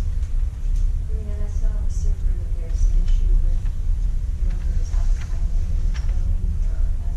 We posted a, We've notified them to vacate those premises. And if they don't, you can take the stuff and just. No, we're not doing that. I've spoken with the gentleman. He's finding a different location for his material. He did some work for the prior owner in maintaining some of the facilities, so he is going to move the material, his equipment voluntarily. Any further questions, Mr. Kosky? Do we have a motion? I don't think we have a motion yet to, you have a question here, Aaron, or? No. Okay, then we need a motion to approve the demolition of the buildings that in the amount of $730,735,000. Move to approve. Second. Just further discussion. I agree, it's a lot of money. Does it include the parking lot? Don't do that just yet. All those in favor say aye. Aye. Opposed, like sign, passed unanimously. Thank you very much. Item number 5, future district capital projects and schedule of tentative budget meetings. Mr. Chairman, as you can see, we did not discuss this evening the contract with the Price Fazio design team for the design of the Boca National Golf Course. That will be hopefully on our agenda for next Monday, which I think we've notified the commissioners of a Procedure manual.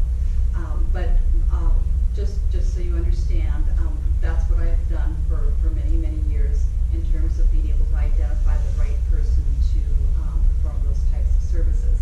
I guess what I would need is to just have a very clear definition of exactly what it is that you're looking for and how you want me to go about identifying a slate in terms of if you want me to just identify one person for you, or if you want me to be able to provide a slate of 3 candidates that you could conduct an interview yourself to get a sense of who you feel you could work best with.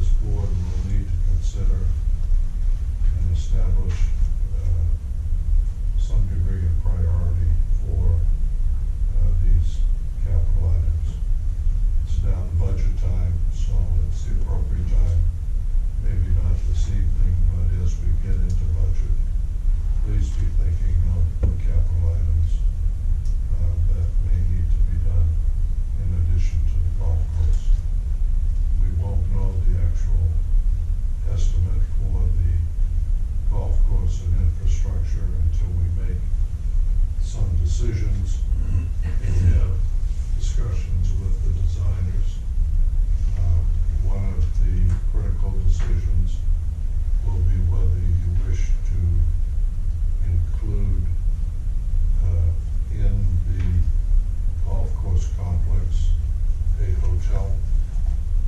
And the golf course designer will be prepared to discuss with us the pros and cons of having a hotel on site as it pertains to economic feasibility of a golf course. Because I think we're all concerned that we want a golf course that supports itself and will hopefully provide us with additional revenue over the next few years. And from what I am envisioning in discussions with potential hotel operators, they're individuals who want to build their hotel and they want to buy the land that would be beneath the hotel rather than a ground lease. So,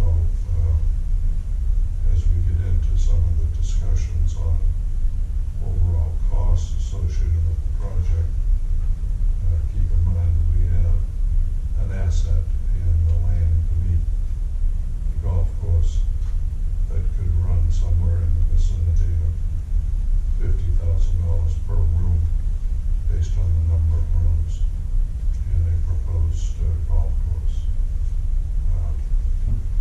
But there are other projects that we have to consider.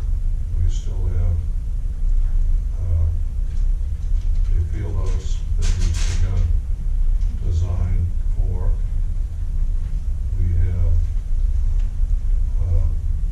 certainly existing buildings that need drastic attention, one of which is the community center at Patchogue Park.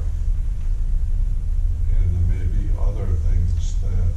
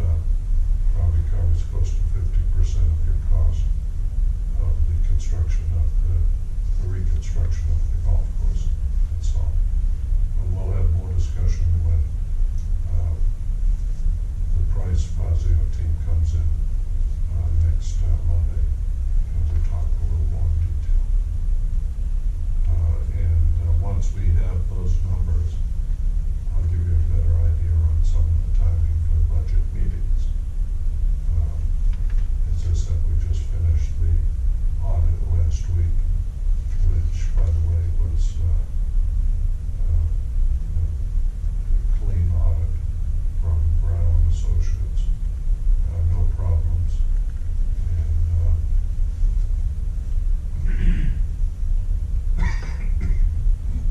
we have replied to the management letter, or Merv has, and so I think we're in pretty good shape financially. But we certainly don't have enough money to pay for all of the capital items at one time. Art, you just reeled off those items that were on my checklist, and just to recap what you just said, and by the way, for those in the audience, nothing has been decided on the hotel site one way or the other, or the design, so That is correct. I don't want anybody to put in the newspaper, hotel, property being sold, because right now we're just in the discussion stages, but the items that were on my list were Sugar Sand Park Fieldhouse design, Patch Reef Sports Turf and the Community Center, golf course, and Gumbo Limbo Master Plan, pipe and pumping, and future development, boardwalk and tower, and of course our vacant parcel Ocean Strand, which those were the ones that you covered were on my list. I don't know whether there's anything else that commissioners have that were not mentioned, if so we need to include those on the list. Well, I can tell you the plate is full with just those. Yeah. It's gonna overflow if you add anything more, but, we're open for comment to maybe things we have not considered. It's gonna be a matter of, prioritizing projects too, and That is deciding correct. what we need to do, and how we've got a big apple to nibble at here with all these things in front of us. So, commissioners, take a shot at your list. You've got my list, except, some of the unexpected things that are coming up with, swimming racket as far as furnishings and finishes and things like that. We're working on those. And I bought a pair of work boots, so I'm gonna throw those on. Do you want some hopes? Steve? You guys, Judy pretty much covered it. My other concern, in addition to the actual construction and master plan issues, was, all the little incidentals that will come to completing the swim and racket club. And I'm sure also, with respect to Ocean Breeze, there are gonna be some other things that we're gonna be looking at that are gonna come up in the course of construction. And that's why the prioritizing also needs the assistance of our professionals. Because we can get the golf course up and running. You don't necessarily have to have the clubhouse or clubhouse houses or maintenance buildings completed at the same time. So there may be phasing depending upon our cash availability and our capital reserves and the costs associated with these buildings, and which are dependent upon the size of the building system. Anything else? So, I'm anxious to see, hear what the golf course architects have to say, next Monday. Commissioner Wright? Unless phase two comes up. Well, that would be my priority, is I think in the next few months, there's like quick hits and then there's these big projects, okay? And so I said, let's not take on any more big projects. We've got Ocean Breeze as a big project, and then we've got Swim and Racket, big project. I know we started down the path, should we look at the field house and finish out the plans on it? That's an option, but I would kind of recommend putting that on hold until we know what we're dealing with on other things. We have a design, but can we realistically start on that? I just don't see it happening right away. We gotta get through Ocean Breeze, we've gotta get through the Swim and Racket Center, and we got a lot there. If we had to add that's something I agree with Michelle, we need to support Gumbo Limbo somehow. And that might be through, you know, the Ocean Strand. I really do believe Ocean Strand is a quick hit that could be opened, and I really would like to see that open sometime in the next 2 years. Some way, somehow, I don't see it being that, it's too nice of an area to let it continue on the way it is, but at least opens it up to the public. Be a beautiful passive park. A passive park, that's all I'm looking for is how, and I think that's something we could do. They already got a design for a bathroom, and that's what they need over there, so it's an expensive bathroom, I'd like to see them do something on that. As far as the golf course goes, realistically, you're looking at, hey, if we got the golf course open by June of next year with a clubhouse for a trailer, I consider that a win. And that's what our goal should be, and I'd just like to be sure the city's on board with that. We can certainly put that on our joint meeting agenda, because I know they want to hear from us as to where we are with that progress. So if we could hit that target date, Greg, I'd be very happy. But you know, I don't think June of 2019 is probably going to happen. But if really think about it, it's just dirt. I mean, we do the demo work and we do our part, you know, you're not gonna have a hotel, you're not gonna have a clubhouse, you're not gonna have all those things, but you could have a golf course. We can stress that with Vice Fazio. Fazio said that once you get the design work done, he said he could have it done in 6 months. I don't know how long it takes to get the design work done for the construction. It takes 6 months, so we're probably gonna a year, which is just about this time. That all said, you know, last thing I'd do is let's leave room for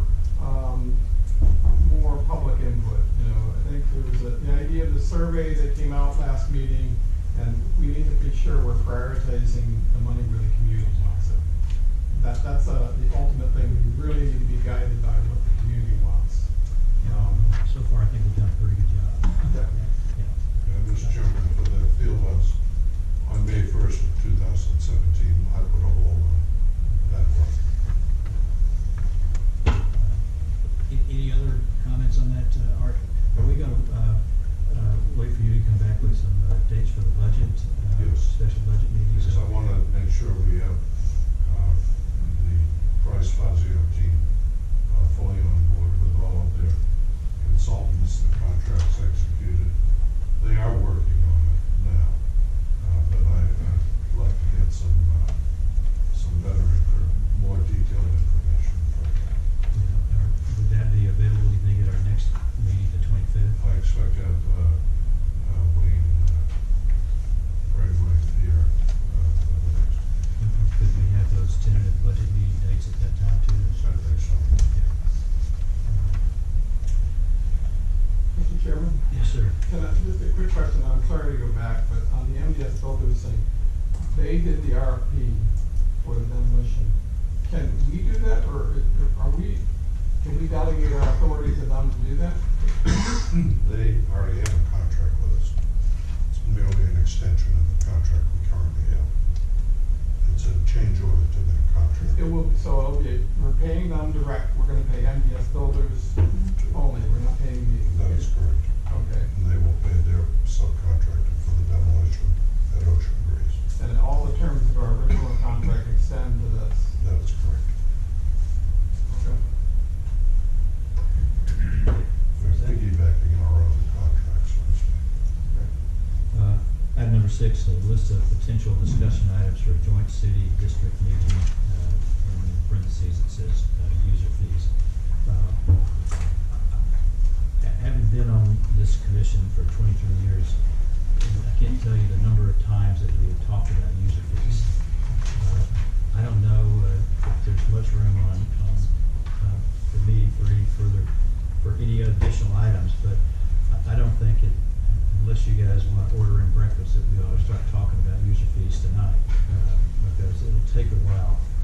If you've seen Mr. Calvert's presentation to the city workshop, I see everybody shaking their head. There's a number of things there that I think need exploration and district comment on. I found quite a few of those things that I thought were interesting news points that I'd like to have an opportunity to explore.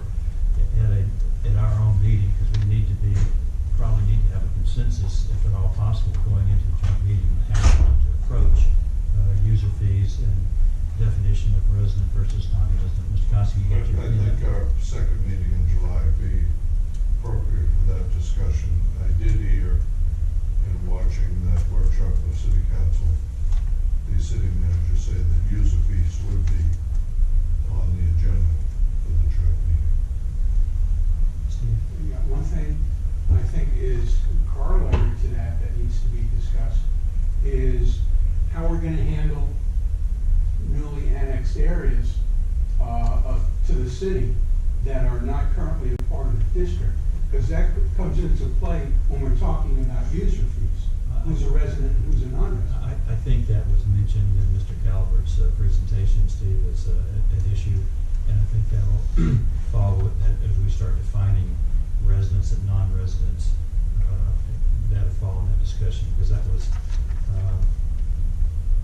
that needs some exploration. When it initially came up, we were told that the discussion on that item was off the table, so we didn't really have an opportunity to have any input before or after that activity took place. So certainly feel free to bring that comment up when we're talking about the user fee issue.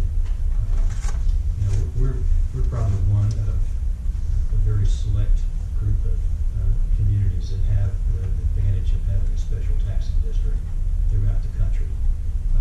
And whenever I was on the Parks and Leisure Services Board, which I served there for 10 years, the discussion came up, well, they do it this way in Waukegan. We said, well, this is Boca. So we do things a whole lot different than in these other areas when you're looking at comparison. So, I've always thought that we're,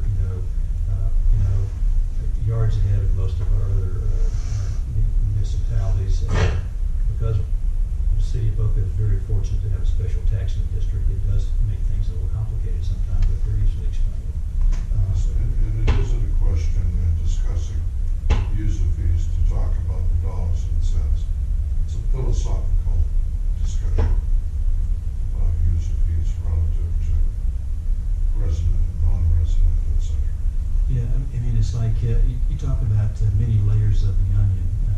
This really is when you start talking about that definition of who is and who isn't, and why shouldn't they be, and should they be excluded in that definition.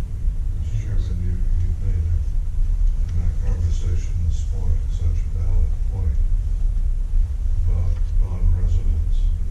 How many non-residents are going to be at the fireworks on July 4th?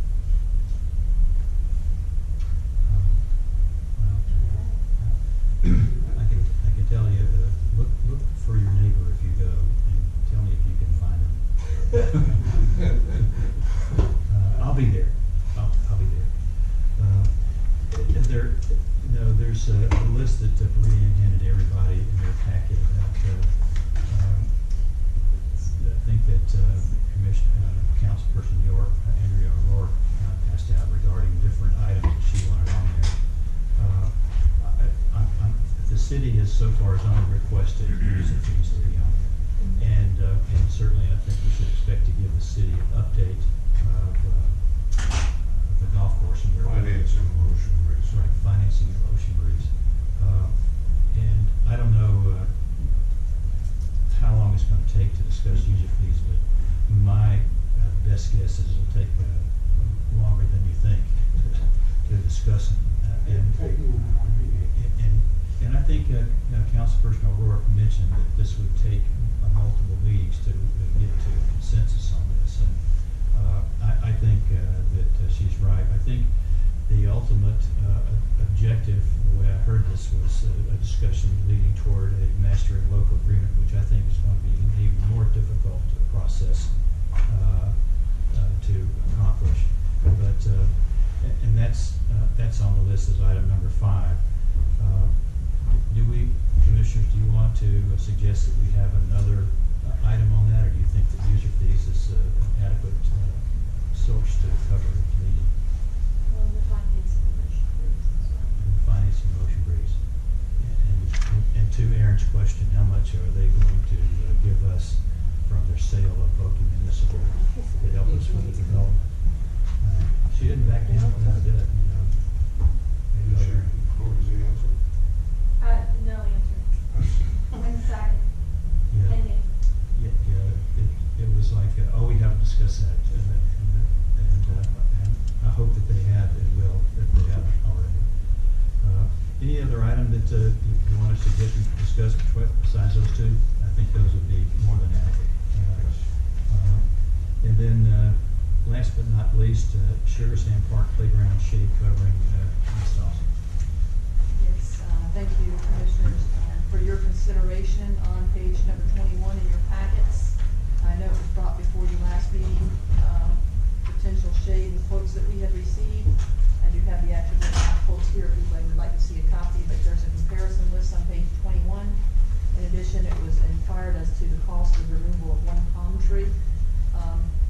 challenge with the shading of the area that we're talking about, which is the 2 to 5-year-old playground area, which is on the southernmost end of the playground. And there is a picture of it in here to try to help you identify the location on page 24 and 25. The playground to be covered. The concern is the surface temperature of the playground equipment out there as the sun pounds down on it all day long. And our young fun people going out there and utilizing those playground equipment under that condition. So that's the reason for the shade. What we did, because this is such a large area, is I inquired and had 3 different shade companies come out and tell me what their solution to the problem would be, because this was a little bit of a creativity issue as to how they would address the shade issues. You'll see the 3 quotes back there. 2 were similar, and 1 was much larger. 2 were around $20,000, between $19,000 to $21,000. And that was 1 triangular shade sale, and then the other one included 2 shade sales at $79,000. However, with both of those, the removal of a palm tree that is located, if you'd like to see it, the best way to see it is probably on page 25 of your packet. The palm tree that's in the right corner and goes down the right-hand side of the page. There's really, the idea is basically a triangle. One of the supports would go in there, one would go across from it, close to where the palm tree's on the outer side, and then if you look at, actually, page 24 has a very good view, but page 24 is almost like you're looking at one corner. So on the left-hand side, there's some palm trees. On the right-hand side, there's the palm tree. There would be a post in each of those areas and a post almost where you were standing, and that would be the triangular. It would cast shade, as you can see on 25. This picture was taken at approximately 10 o'clock in the morning, so you can see where the shade is being cast. I also spoke to the gentleman that provided the lowest bid and told him that if we were to move forward with this, I was expecting him to come out several times at different times during the day to make sure before he installed anything that it was the proper spot for the installation. I also asked him that if the cover of the shade that he was providing, we needed more, could he install a second triangular shade, much like the other company had proposed, and for a price less than what the other company proposed, and he did confirm that he could do that. He would have to go in and adjust, if he were to use any of the same support poles, he would have to adjust the footings of it to meet their code and requirements for wind requirements, tension requirements, etc. But he assured me that could all still be done for less than the $79,000. He said essentially even if you just double what his cost is, you're still much less than your highest bid there for your 2 shades. With the tree removal, I made a note on there. I actually had 4 different companies come out and give a quote for tree removal. These were the 2 that it was important to me based on, Mr. Kowski, the issue that we have right now with our surface. That I meet with each of these companies individually to get a feel for their understanding of the critical nature of protecting that surface and not doing anything to harm it, and therefore not putting at risk any bit of a warranty, the 10-year warranty that we have on this playground surface. I felt like these 2 understood it the best. What I would consider you, as you consider whether we want to move forward with this or not, Nocera Landscaping is actually my favorite. They actually came in and I think were the most sensitive to the need to protect the surface of the playground, and actually recommended that they would do everything by hand. So they would bring in a ladder, take it apart in pieces, the palm tree, pull it out with a wheelbarrow, and then come in and even dig down physically by hand around it to get the roots out instead of bringing in a machine. Every other company wanted to bring in a stump grinder that would have quite a bit of heavy-duty influence on that surface. So it's to you as to whether you'd like to move forward or not, whether you'd like me to look for additional options. But I wanted to put it forward before you because I know there's been an interest. I know it's summertime and everybody wants shade, but I would recommend that you defer the item on the shade structures until such time as we have a definitive response from the manufacturer of the surface before we start building shade structures. Where are we on that? Mike was, Mr. Fischera was to talk to the manufacturer's rep. I'll have a report for you on that on Monday. we have had circumstance where areas of the surface is disintegrating. And we're not sure why, whether it's from the heat. We don't think it's from people wearing high heels. I'm not quite sure what's causing it. We're following the manufacturer's instructions for maintenance of it, but personally, from my observation, I expect additional problems in the wearing of the surface. And I want to get that resolved before we start building anything on top of it. If we deferred this, Art, I would, other than refreshing the estimates from these three individuals, would we have to do a totally new RFP? No, I don't think so. Okay. And I think Melissa's done a good job getting this information. And I know that whenever you bid a project, there's certain costs by these vendors involved, and I hate to discard those and have to go out to bids again with the same result. But I think the potential problem with the surface is such that we should just sit for the time being until we get that problem under control. Yeah, I'd like to get that resolved as soon as possible. I mean, it's a very heavily used facility, and if we're going to take it out of commission for a short period of time, I'd sure want to do it at a proper time, perhaps That's after correct. school has started. Yes. So, Yeah, and also we're approaching a hurricane season. I'm not sure about shade structures during that time, but that's secondary. The real main concern is the durability of the playing surface. okay. So you're thinking it might be replaced completely at some point? It's a possibility. Yeah, that's. Because one of the main complaints is no shade from parents. Well, I would hate to put up shade structures and then have to take them down because I had to put in a whole new surface. Even if they're in spots where the surface isn't, if you're putting it where the tree is, that's around Yep. the surface, or in, where the surface isn't. I hear And what then you're where the saying, other trees are, it would be where the But surface I'm isn't. also worried about, being somewhat skeptical and aware of the litigious nature of people in this area, that our manufacturer would be making claims of somehow we breached the warranty by doing particular work on the surface area. We have samples in the other room. It looks like there could be further problems with it. Okay. Well, I think that's a good point, Art, about doing work on it. I wouldn't want to impair our warranty on that. Correct. Okay, Mr. Treasurer?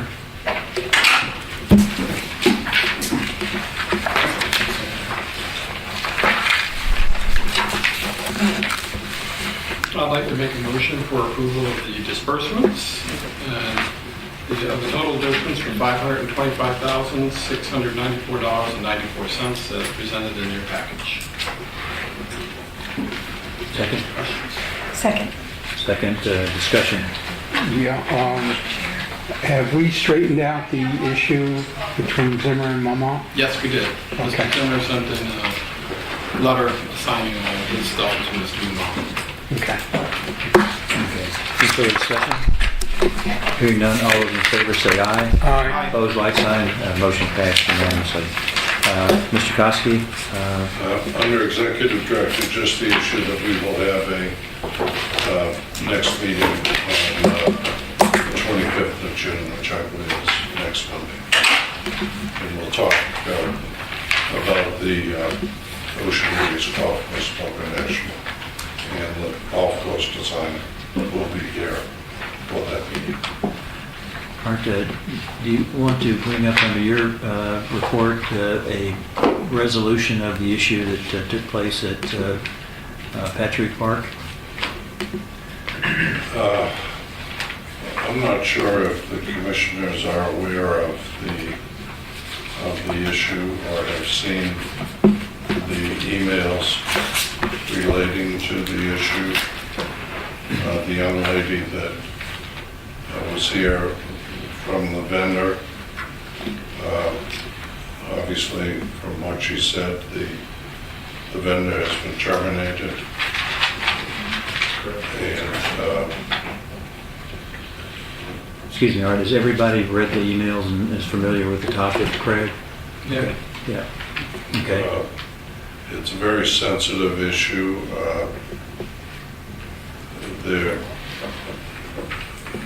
It's a severe issue. Physically, I don't think anybody was injured. Emotionally, I'm not quite sure how it impacts somebody, but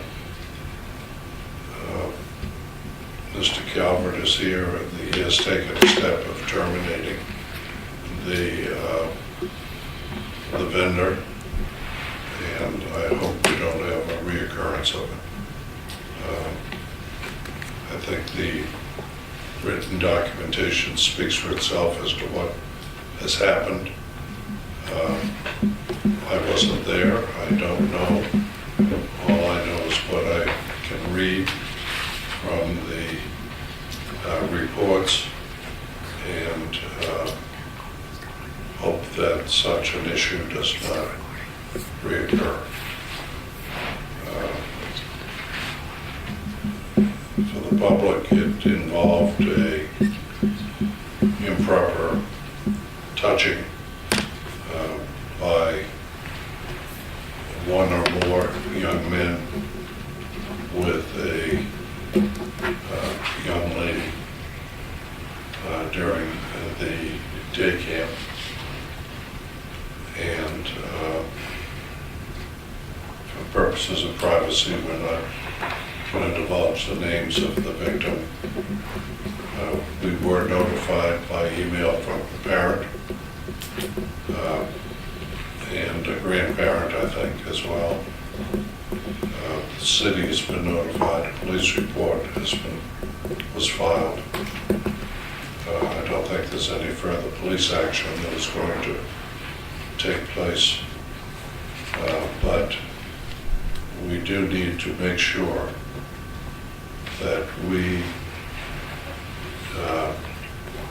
the district as well as the city, do whatever we can to protect all of these young participants at these summer camps.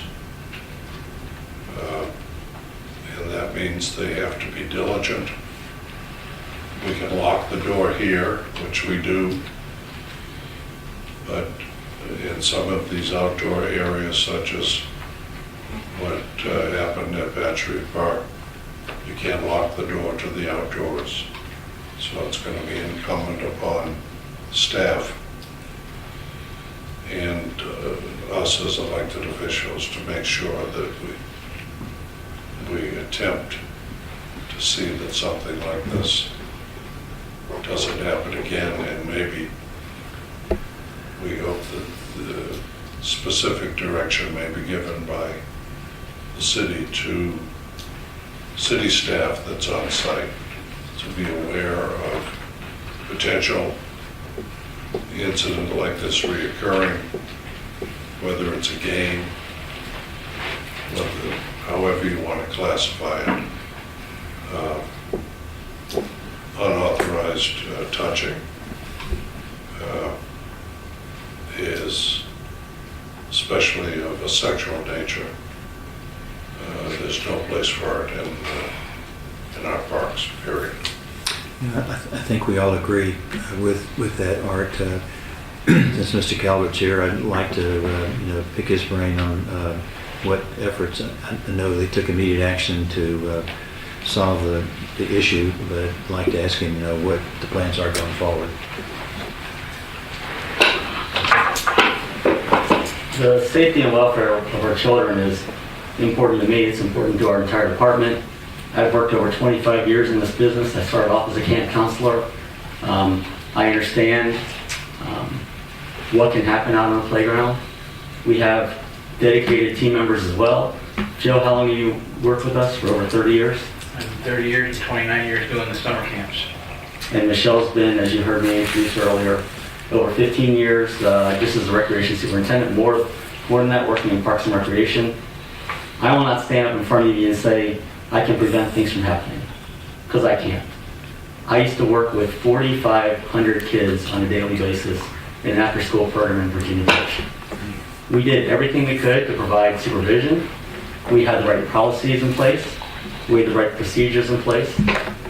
We had ratios that were much under the recommended ratios. Up in Virginia, it was 1 to 18, and a lot of times we had 1 to 12.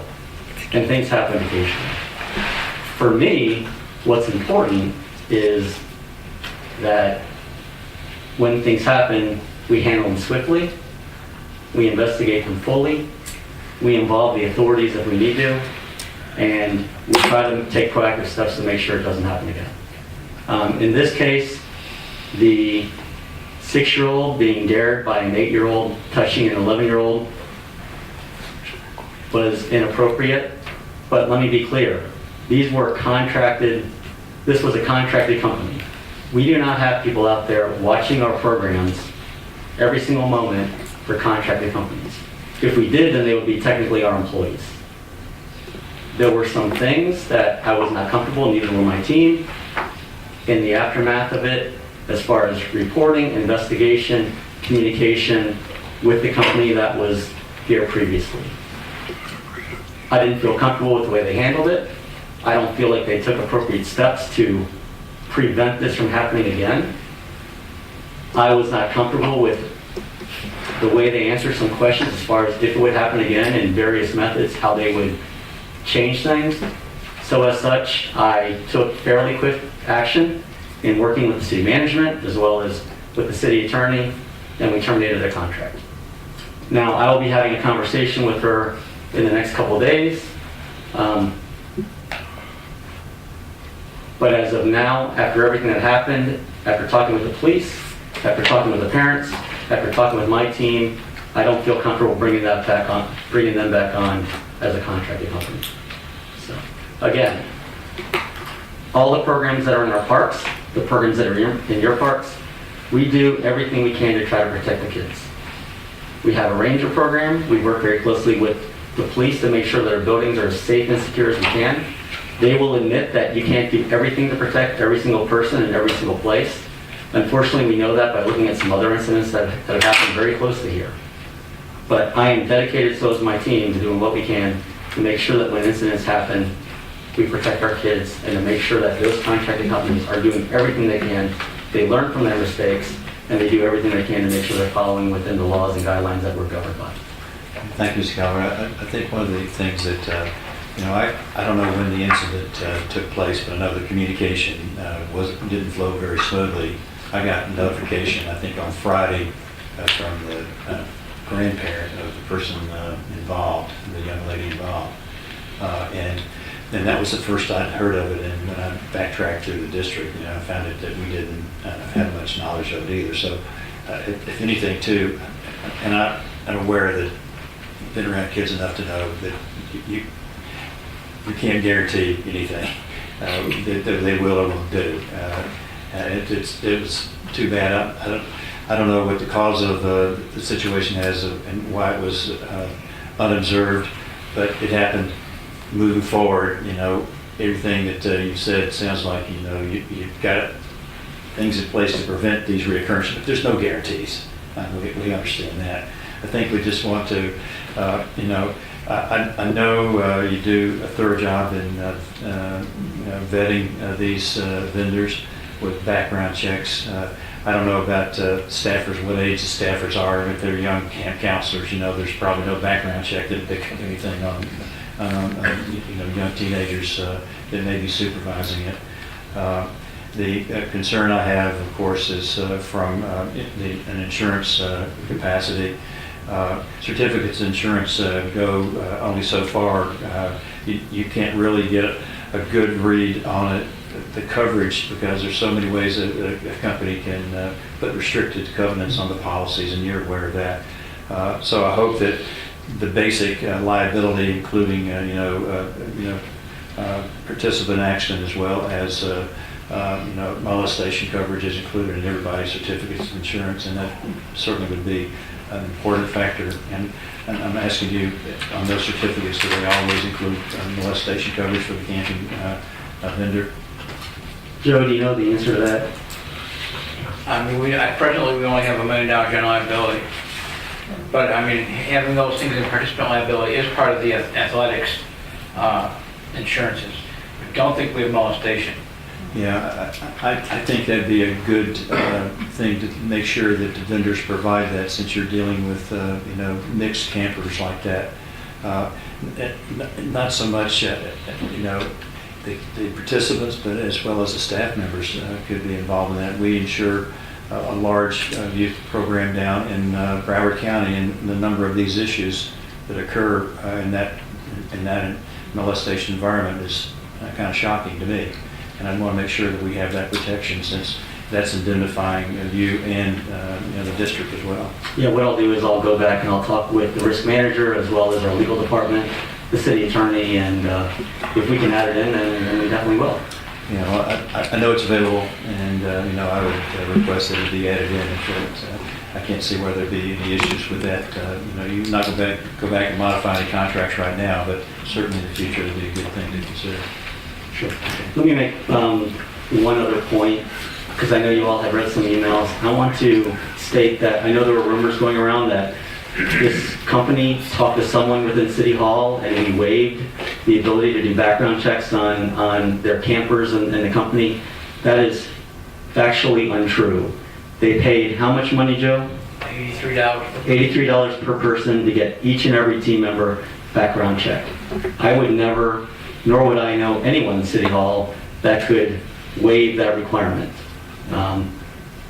Background checking our team members as well as those that work through a contract. I mean, that's just fundamental for what we do. So. I would assume that was the situation. I didn't see the email, so I never assumed that you didn't do that.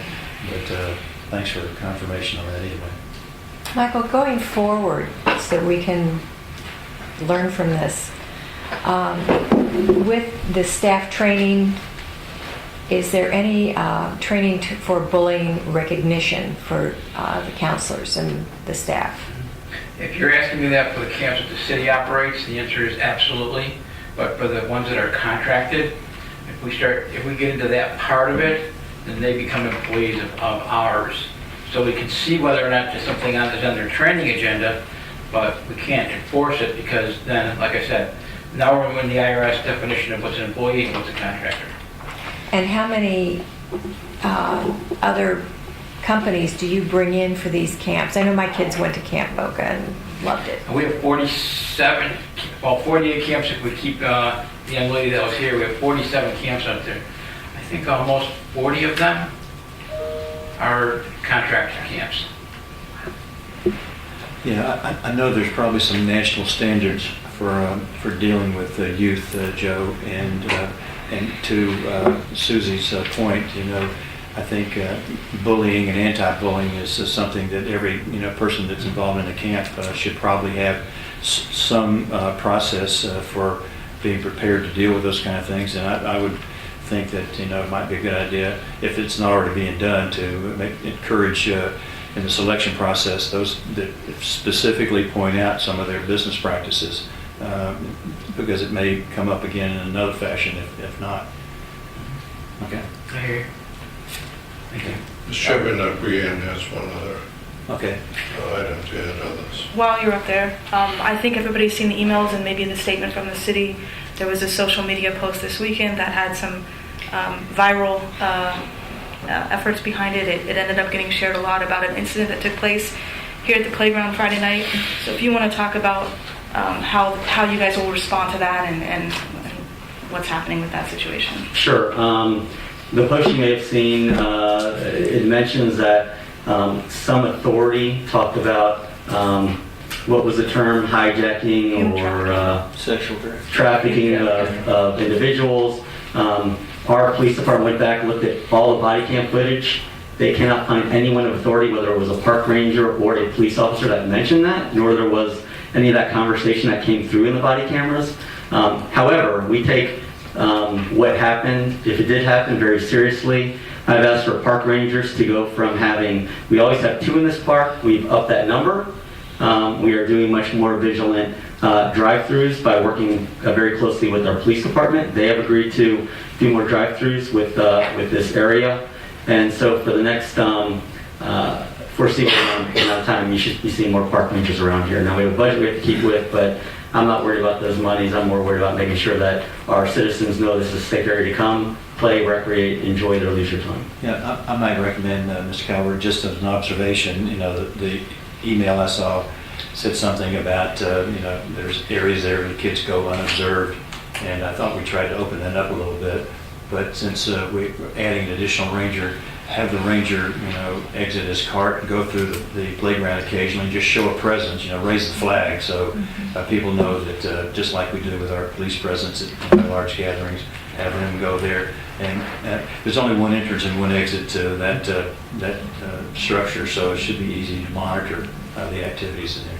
There has, as you all know, been a lot of change in our department, and one of the first things that I asked our team to do is audit our procedures, look at the way we're doing things, and with a change in leadership in Rangers, I think you will see them be much more vigilant. I think you will see them being much more active. I can tell you that our acting recreation superintendent, she's done a fantastic job as far as doing some ride-alongs with them, actually watching what they do, and I think our community will definitely be proud of seeing a more increased accessibility of our Rangers. Good.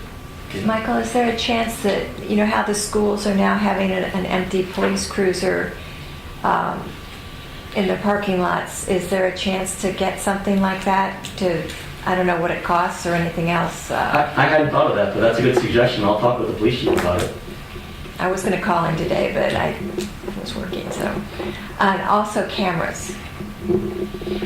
That is something that I wanted our team to look at. I know there's a lot of questions about connectivity out here in this area, but we have talked about the inclusion and the adding of cameras in a number of our facilities. Definitely the very visible playgrounds, the very much utilized parks. This is obviously one that caters to young children. This is an area we want to focus on first. Thank you very much. No, the cameras. I think if there's something if there's anything else you need from this body, this is something that we should prioritize as we get into the capital budget time. Yeah, safety of our park users, especially the young children, is paramount. So, okay. Any other questions, Ms. Calvert? Ms. Calvert, thank you very much. Thank you all. Yes, sir. Anything else, Mr. Koski? No, sir. Okay, commissioners, let's start with ladies first. Commissioner Vogelsang. Question I've been getting a lot in the community is why aren't we killing the grass at Boca National Golf Club and getting ready to remediate it? Because it's supposed to take a long time. I know nothing about this, but It's not going to grow back right away after if we're not ready to put something there. Just like when you kill weeds at your house, you take it out, it grows back right away. With have you seen the golf course? What was that golf course that they're doing over there by Palmetto, right over here by Palmetto? Oh, you mean military? Yeah. I think we could ask our consultants about that. I'm concerned about that it grows back, and then in the meantime, it's a dust bowl. Although we get so much rain, it can be a mud bowl. That's true. Well, those are just some questions out from the community, so I'm just passing it along. Yeah. And also the rezoning or deeding to the district of Jeffrey Street, is that in the process from the city? I plan to also bring to you on the 25th a potential for the acquisition of the old sales trailer of Boca Chica, which is on the north side of the Jeffrey Street extension, adjoining the golf course. The real estate broker has contacted me, supplied me with a proposed contract. I told him we would have some interest, and the reason that I think it would be value is not only the size of the parcel that adjoins the eastern golf course, but also would allow us the full street area of Jeffrey Street, which would be abandoned, where under normal circumstances, it would be divided between property on the north and the property on the south. So I'll have that to you next Monday, and it's something I also wanted the Price Fazio team to discuss with you. Thank you. I'm good. Commissioner Wright. Is there any parks designated in the city that anybody can just go and pick up a game, like soccer? Because I've had a few people ask me, they've been asked to leave the one park off of 18th Street. They were asked to leave by a ranger due to, I guess they were doing aeration and maintenance or something. But a few people have asked me where they can just go and pick up a game. And I know at Spanish River Athletic Complex you can't really do that either. So is there anywhere you can go to just play? Part of it depends on the maintenance that we're currently doing. Part of it depends on if we are preparing a field and they're going to use it later, such as we wouldn't want someone to go out and play on a softball field at 12 o'clock noon when we're getting ready and have a prep for a game that starts at 3. Because then you mess up the lines and you have to drag it and those kind of things. Yeah, I understand What that. I've always told people is if they go and if there's something scheduled, yes, you can go and play on those fields. However, if they're permitted for another group, then obviously you're going to be kicked off because we're going to have people showing up and saying, hey, I should be here because of soccer practice or lacrosse or whatever it may be. I think San My son, he came back from school and he's been doing pickup games at San Juan. Tuesdays and Fridays. Yeah, I've been out to Spanish River. I mean, they do have a sign there that says Do not. no play until after 2. But I go out there lunch and have a sandwich occasionally, and there's people out there playing. And unless there's a field closed for maintenance sign out there, I haven't seen anybody being bothered by the Rangers. I've been out by University Woodlands and there's people playing out there, and a lot of it just depends on when they go. I mean, you may have a group of 10 guys or gals that want to play soccer, but it may be 7 o'clock at night when we have, the soccer groups out there. Yeah. So obviously that's going to be an issue. Well, I mean, like maybe during summertime, like when it's not soccer season. I know at Patch Reef, I believe the field's closed for 2.5 to 3 months because of aeration and maintenance and those things. Right. Even if there is nothing scheduled, if we are doing maintenance on those fields, we would like people to stay off them because that will just prolong rejuvenation time and just mess it up for future growth. Right. But most of the times I tell people, we should not be kicking people off fields if they're just going out and throwing the ball with their daughter, or they want to throw the frisbee with their grandson, those kind of things. Yeah. When you get 22 people that show up and want to play a game of softball, No, this is just one guy and his daughter who came to me and was like, we got kicked off on that field on 18th Street, which is weird because it's not really a highly used field. So. And as I mentioned a moment ago, one of my major goals is to work with the Rangers and make sure they understand that they are more customer service than rule enforcement. Yes, they need to enforce the rules, but there needs to be some sense of accommodating that we're here for the public. So instead of just looking and saying no one should play, and we're going to kick off, a mother and daughter going out and throwing a frisbee or throwing a softball, they should have some common sense and say, well, this is one of those things that yes, they should be able to use it because they're really doing no damage. Okay. Yeah, I think, Mr. Calvert, one of the things that in the past has been a problem is that all of the facilities were closed at one time, and there wasn't any place for folks to go to recreate, and a little planning could avoid that process, and that the Rangers were a little more friendly toward that. Somebody going out there and tossing a frisbee or a ball with their child is what we want to happen in our parks.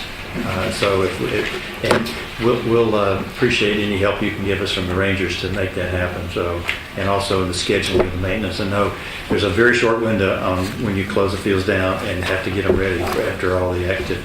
And Spanish River has been remarkably well maintained with the rotation that they've got. And when they're not when it's not being down for maintenance, they should be able to get on there and play unless somebody's got a permit. So, good point, Aaron. Craig? Well, then, back on the Ocean Breeze sales trail or sales for sale, would it be possible to get a appraisal sort of before so we can at least have that? So, we have a price that they're asking. Right. We could get. Yeah, if you have the appraisal at the same time, then, because that's the next logical thing you could ask. I have nothing else to say. Hooray. Hooray. In that case, move to adjourn. Second. All in favor, say aye. Aye. Meeting adjourned.